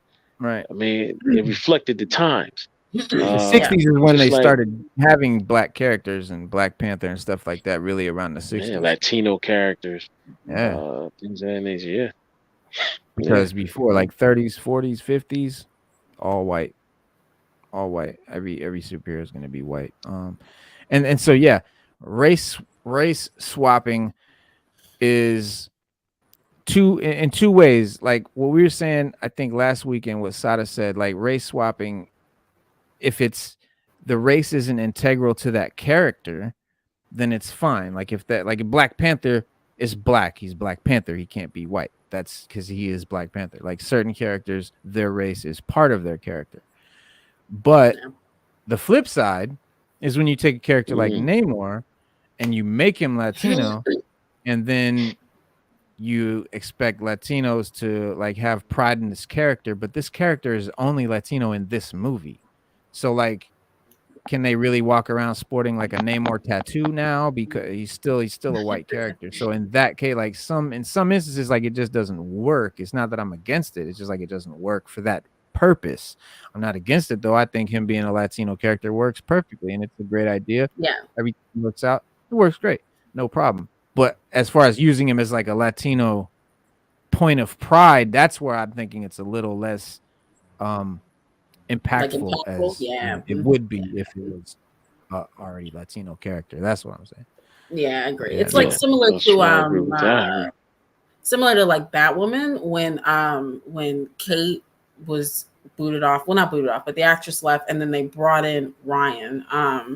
And you know, it's like, oh, you have this Black Batwoman. And it's like, oh, can I relate to her? And it's like, well, not really, because she like took everything from Kate and like made it her own. Like she took it didn't work. Like you can't just like bring in this Black Batwoman or whatever and like not put in the work to make her an actual character. And it's not necessarily the same thing with Namor, because they actually like changed this whole world. So that works. Like that works. But, no, it works. It definitely works, and I think it'll be great for the story wise. I was just saying, like, I think if to use it as like a point of pride, it's better. I think if it's actually a Latino character, that way. Like I said, like I was just thinking about it. Like if I was Latino, like okay, I'm Italian, so if there's an Italian character, maybe I might want to get a tattoo of that character or whatever. But if that character is only Italian in one movie and he's Puerto Rican in every other iteration that he's ever been in, I look kind of silly with that Latino character with Italian pride next to it. So that's what I'm saying. At some point, there's going to be a Hispanic Namor in the comics if this goes well. That's 100% true. So that's 100% true. Maybe it will work, and maybe they'll change it from here on, and it all works. But Namor is such an old character. I mean, he's from the 30s. Yeah, he's from the 30s. Yeah. He's one of Marvel's first heroes. To erase all that history is going to be hard, but he's one of Marvel's first characters. They will make the comics match the movie.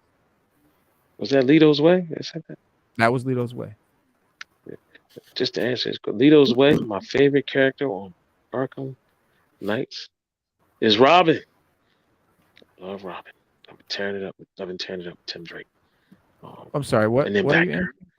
Nah, because remember Saturday he was asking what favorite characters when we playing Gotham. Oh, I thought you were saying. And I was like, I don't know, man. I was like, but I don't know who asked that the other day. I don't know if that was Leto's Way. Leto's Way. I don't know. Yeah, that. Was it? Okay. But Robin. It's Robin. Between Robin and Batgirl, but mostly Robin. But I like Batgirl too. But Robin, yeah. Black Panther was their first black character, I think, though, wasn't he? He might have been. I thought he was, but no, I feel like Luke Cage predates him. Yeah, it could be Luke Cage. The Falcon was Marvel's first African American superhero. According to this, it's Black Panther.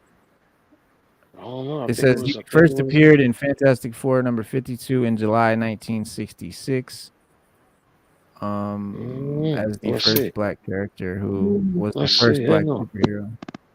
Wait, it says what is he? Wait, I'm trying to see if this character is who created the first black superhero in 1966. Two white Jewish first generation American creators, Stan Lee and Jack Kirby, revolutionized comic books and introducing the first black superhero, Black Panther. Getting something different over here. Falcon was never his first. Falcon. Falcon was. Yeah. When was he? When did he come out?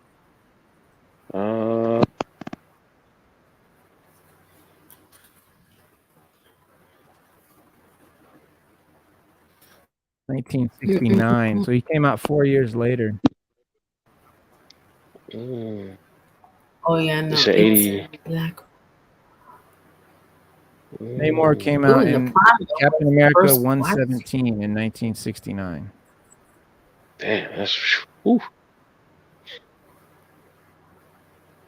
So yeah, Black Panther was the first. It says Marvel's first American black superhero was Falcon. So maybe that's where you're getting it from, Stu. So like he was definitely after Black Panther, but like as far as like American, it was. Oh, he was African American, and Black Panther is African.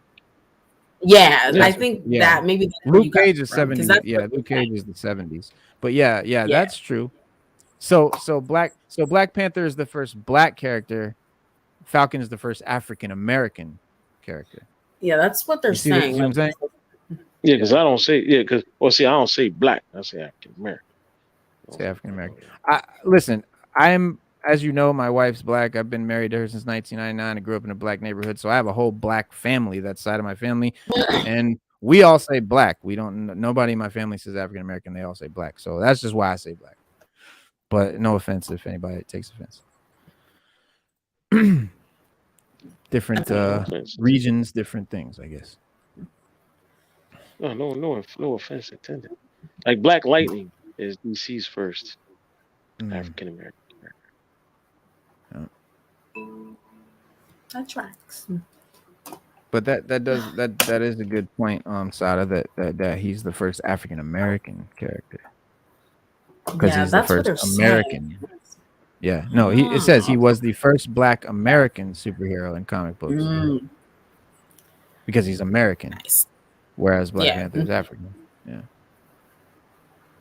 So Stu, you weren't wrong entirely. He was the first African American character, not the first black, but first African American. Because DC's is Black Lightning. DC's Black Lightning. Yeah. Did you say your favorite your favorite Gotham Knights character was Robin? Yeah, Robin. Robin's more. Oh wow. I like Robin, and then Batgirl. I think Batgirl is. Batgirl is dope. What about you? Don't want to love for Nightwing and Red Hood? Yeah, I like Nightwing and Red Hood. I like all of them. Listen, I like all of them. But if I had to go play right, if I turn it on right now, I go. I like Robin, man. Damn. Robin, man. Batgirl's next up. She's next up. Yeah, they're fun. Robin, I mean, because Robin's got the stealth aspect. She's got the hacking thing going. I like Nightwing. I like Red Hood too. I like Nightwing is dope too. Yeah, I like the way. But see, that's for me. I think that Robin is more fun to fight with. Robin's dope because he got the bow staff. Yeah, he's fun as fuck. Red Hood's just if you just want to pull some pistols out and go to blasting. That's all he's good blast for. The fools. You just blast the fools. But Robin's the only one that I have not personally fought with. I haven't played with Robin yet, so check him out. Yeah, let us know if you like his fighting style. Yeah, when you play with Robin, you're gonna be like, well, man, when you unlock the multiplayer, then we can hook up on there and play. I don't know if you play on computer or you play on PlayStation. Well, I play with my gaming PC, but I use a Xbox controller. Xbox One controller. Oh, okay. Yeah. Okay. I think we can still hook up. I think because it might be cross-gen. If it's cross-gen, we can hook up. Because the other day have a PS5. I mean, I got the PS5. I can use the PS5 controller too. I can do that too. So yeah. Yeah, because I think it's cross-gen. I gotta see. Because I played with a guy the other day. He just popped into my game. Like, he just popped right in. And you talking the dope thing about it together. Yeah, no, I can't. We can play online with you because I can't. Yeah, I don't know if it's cross-gen. I can't play online with my game because my game ain't official. I got it bootleg. Oh yeah. It can't go online. Definitely. Yeah. Yeah, you definitely. Yeah. Now I know because I played with a guy the other day. He popped in. The dope thing about it is I could be on one side of the city, you could be on the other side of the city, and we still playing together. Like we be fighting crime one, and I can join you on your side, on your side. Yeah. So like we're not confined to being with each other the whole time. We could be doing 2 separate missions, progressing the story. Oh yeah, I like that. Yeah, that's the one thing that's innovative about it. That people just nobody mentioned when you watch the reviews and you read it. They don't mention that. They don't mention none of the. They just talk about how they don't, this and it's that. Every game can't be the same. Every game has to. You gotta take the strengths and the weaknesses and blurt it out, and then say, all right, well, I like this better and I like that better. He did this good and he did that and he didn't do this good, but there's nothing to compare it to. You can't compare it to the Arkham games because it's this whole entity. It's more of a role playing game. And the Arkham games just didn't have a role play element to them. This one does, and you can develop these characters and make builds and things of that nature. It's like a Grand Theft Auto role playing game using DC characters. Yeah, that's the best way I can explain it. No, it definitely plays a lot different than Arkham. Because I have Arkham Knight and Gotham Knights, and I played them both like same day, and I was just trying to see the similarities. It's a whole different game. It feels different, completely different. Mm-hmm. Norrin Rad, I had to research that because that is interesting. Robbie Robertson, Daily Bugle's first editor, first Black Marvel character. Robbie. I remember Robbie. I don't know though because his first appearance is in Spider-Man number 51, which is August 1967, and Black Panther came out in 66. So it's still not. It's still Black Panther. It's still Black Panther. Now, does he mean in terms of like the first American, like African American hero? Like, mean that or no? He's just saying. This guy's just a character. He's just an editor at the Daily Bugle. He's not a superhero in any way. Just a character. So, first Black character that's not a superhero, yes, is Robbie Robertson. 1967. First Black character that period is Black Panther, and the first African American is Falcon in 69. So 66, 67, and 69. Ooh. Yeah. But nice call there, Norrin Rad. I completely didn't even think about Robbie Robertson. Yeah. I only remember him from the 90s show, and I think his son was like involved for a hot second. That's the only place I really remember him. Yep, he was in Spider-Man the animated series. Yeah. Back in the 94 to 98 era. 94 to 98. Wow. Yeah. But Sada, you could be talking about Spectacular Spider-Man. He was also in that. Yeah, he was by Phil Lamar. There too. Yeah. He was in the Avengers Earth Mightiest Heroes episode Along Came a Spider, and he was in the 2017 Spider-Man series as well. Oh. Let's see. Wow, Earth Mightiest Heroes is just so great. And he is. I mean, you know who he is in the movies. He's the guy that's with Jay Jonah all the time. The one black guy. Yeah. The one black guy. He's actually like not. Well, actually, he does scream at him. Never mind. I thought he didn't scream at him as much. He screams at him. Yeah. Jay Jonah. Jay Jonah. Jay Jonah. Let me see if I can get. Oh, that's a link.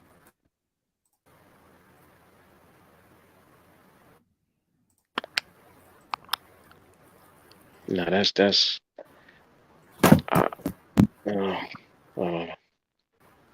But the guy from Knights is doing. Now, is anybody? I was taking a look at Marvel Snap. There he is. The card game, the digital card game, was that's actually not too bad, man. It's not really too bad. I'm not into card games, but I just took a look at it because we do the show. It's not bad. It's not bad. If you like card games, like you're in Yu-Gi-Oh or Pokemon, it's a digital card. Yeah. It's dope. It's really dope. Oh, talking about the Marvel Snap. Midnight Sun. It's not bad. Yeah. Marvel Snap, the new card game, the new digital card game. Okay, that came out. It's actually pretty good. Because the Midnight Suns game that they've got coming out, that's going to be a card game too. It's a console game. You walk around and shit, but the combat is like cards. Okay. Now, Marvel's Midnight Suns have these. Check them out on YouTube. They have these shorts, these cinematic shorts for the game that they've been putting out, and they're all pretty dope. They're dope. Yeah, they're very dope. Yeah, because the game is going to be, it's like a regular role-playing type game, but instead of like turn-based combat, just basic RPG turn-based combat or whatever, it's the combat when you go into like a combat situation, it's the actual, like, you'll see cards and you like play a card like that, apparently. So I'm not a fan of those kind of games, those digital card games or any kind of card games. The only ones I ever sort of messed with was Magic the Gathering. I played Magic twice when I was like 13. And then like 20 years later, I was at Walmart and I was like looking at the cards and I was like, oh shit, I remember these. And I was like, man, the artwork on these things is amazing. And I bought a pack and I was flipping through them like, man, it was like mad addictive. And I went and bought another pack. I have a big ass container of boxes of Magic the Gathering cards that I just bought because they look dope. I couldn't tell you how to play the game. I completely forgot. Like I said, I played it twice when I was 13. But the art is dope. It is, bro. You'll be mad. You lose your mind. Let me show you something. Hold on, I got you.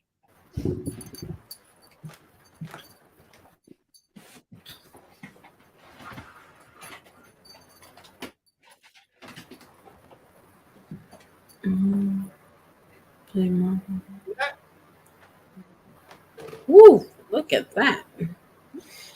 Goodness. All Magic the Gathering cards and shit.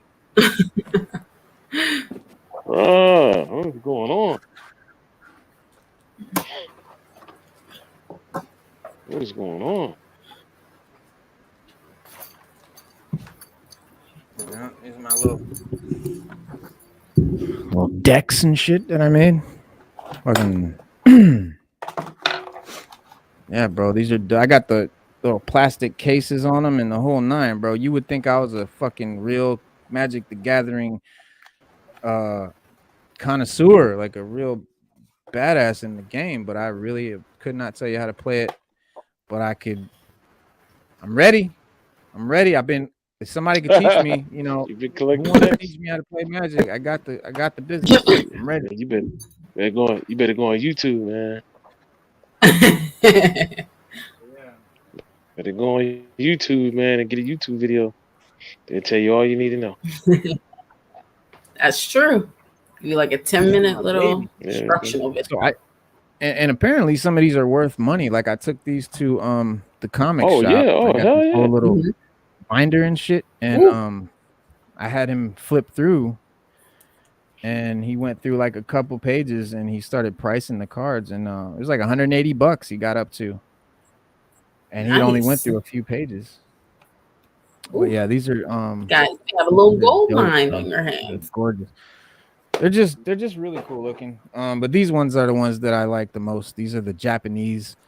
They're based on like samurai type shit. So instead of like just the medieval stuff that you normally would see on Magic cards, like goblins and knights and whatever, wizards and stuff like that. This one is all like Japanese demons or samurai monsters or ninjas and shit like that. And I wish I could show you guys the artwork on these things, but it just won't really show up.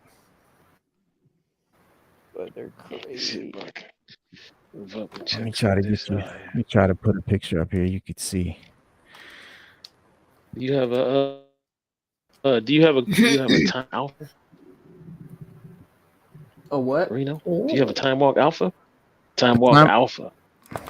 Yeah, I got some Time Walk.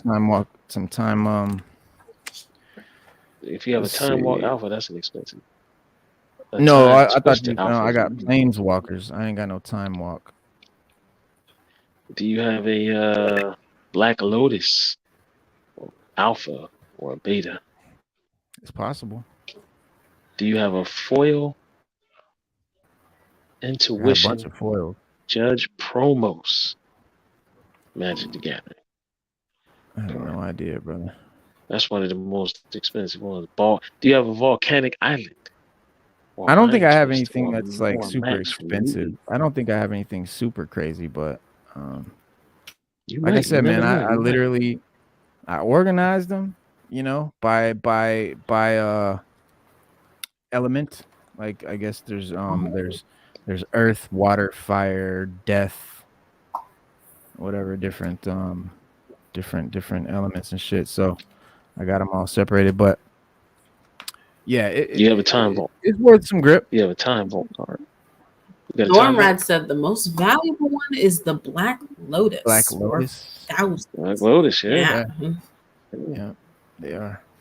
They are. The time vault is 1,000 and 3,000. A Mox Pearl is up there too. Well, you better go through some of them, Reno. That's $3,000 right there. A Mox Pearl is between 1,500 and 3,000. Time Walk. You got a Time Walk card?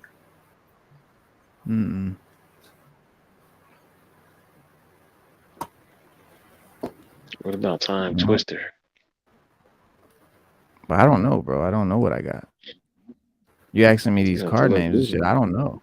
I got a big box of cards. You got to look through so we can get rich. Yeah, maybe. I doubt it. Rich, man. See, I know that Mox Sapphire.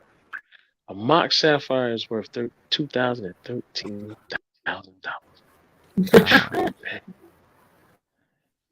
The thing is, I was buying them between, what was it, 2015 and 2016 maybe. So the valuable cards, if they came out before that, I definitely don't have them. Like if they came out since then, I don't have them. I just bought them in that little time frame.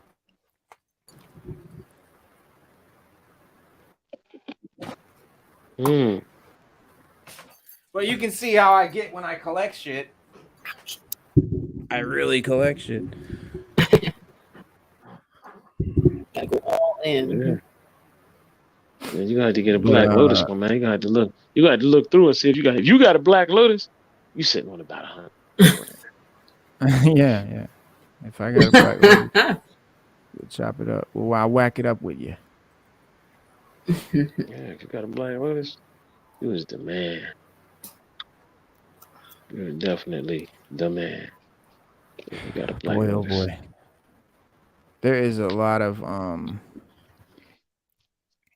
Oh, you know they canceled Westworld. Does anybody watch Westworld? I used to watch Westworld kind of hard too. It was dope, bro. Westworld was great. I love Westworld. People love Westworld. Man. You sure? The last season though, I wasn't really crazy about. No, me either. Super crazy about. Yeah, the fifth season was. It kind of lost my interest. Yeah. Last month, the co-creator Jonathan Nolan said in an interview that he hoped HBO would give the series a 5th season to wrap up the show's ambitious story, which is an understatement. Very ambitious, which has chronicled a robot uprising that changed the fate of humanity. He said, "We always planned for a 5th and final season. We are still in conversations with the network. We very much hope to make them." Co-creator Lisa Joy likewise said the series has always been working toward a specific ending. She said, "Jonah and I have always had an ending in mind that we hope to reach. We have not quite reached it yet." And they haven't. They have not. The story has not reached any sort of conclusion. It's just every sort of season has like opened up more and more story. You know what I mean? Like they're not wrapping anything up. It's just folding into more and more spider webs. It's just getting way out of control. And I really hope, man, that they get to somehow make this last season because we're just going to be left hanging, bro.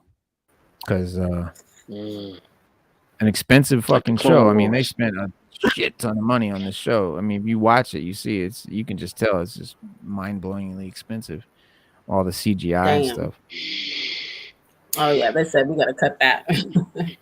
Yeah, the fourth season, the last season wasn't entirely a cliffhanger, but its last moments rather ambiguous. And it felt like the show could have ended there, but we don't want it What's to. The new mantra? The new mantra is you get Batgirl. The show gets Batgirl. You get Batgirl. Yeah, you got Batgirl. I still got hope. I think somebody's gonna leak that movie, man. You think so? I don't know. I'm patiently waiting. Some of you, I don't know. I don't know about that one. You might be there a little long. I hope so, for your sake. I hope you get it. I'm waiting for it. Listen, if they leak the Fantastic Four movie, there's hope for Batgirl. All right. Yeah. Which one did they leak? The one that came out in the 90s. That they were making it, and they were talking about it, and everybody was hyped, and then they just was like, no. No. And then somebody leaked it. Somehow they leaked it. And we got to watch it. And I'm glad they didn't put it out because it was not great. So. Oh, geez. Yeah, so I want to see Batgirl. I want to know if Batgirl was. I want to see for myself. I can't wait. It's coming. It's coming, y'all. It's coming. Think about it. I'm gonna give y'all Robert Downey Jr. really started all this MCU shit. Yeah, I mean, he didn't start it, but like when I don't know, man. I feel like he's the one that made it so huge. He did. He was always think about it like this. And all the. Think about it like this. Michael Keaton. Michael Keaton made Batman famous. Michael Keaton made Batman famous. You know what I'm saying? He played a good Batman and he played a good Bruce Wayne. But Robert Downey Jr., he pushed it to the next level because he was a believable Tony Stark. Like you believe he was Tony Stark and Iron Man at the same time. Like, he brought life to that character when we didn't know what Tony Stark on screen was supposed to be like. We had no idea. And he brought it to life. Hero at that time. So nobody's really checking for him like that. No, he was like, he had just kind of like came through a thing where he was, his career had took a major nosedive. Like he was pretty much done, and then he was doing like little indie stuff, and then he came out with that. And once he did that, Iron Man, his like career came back, and he's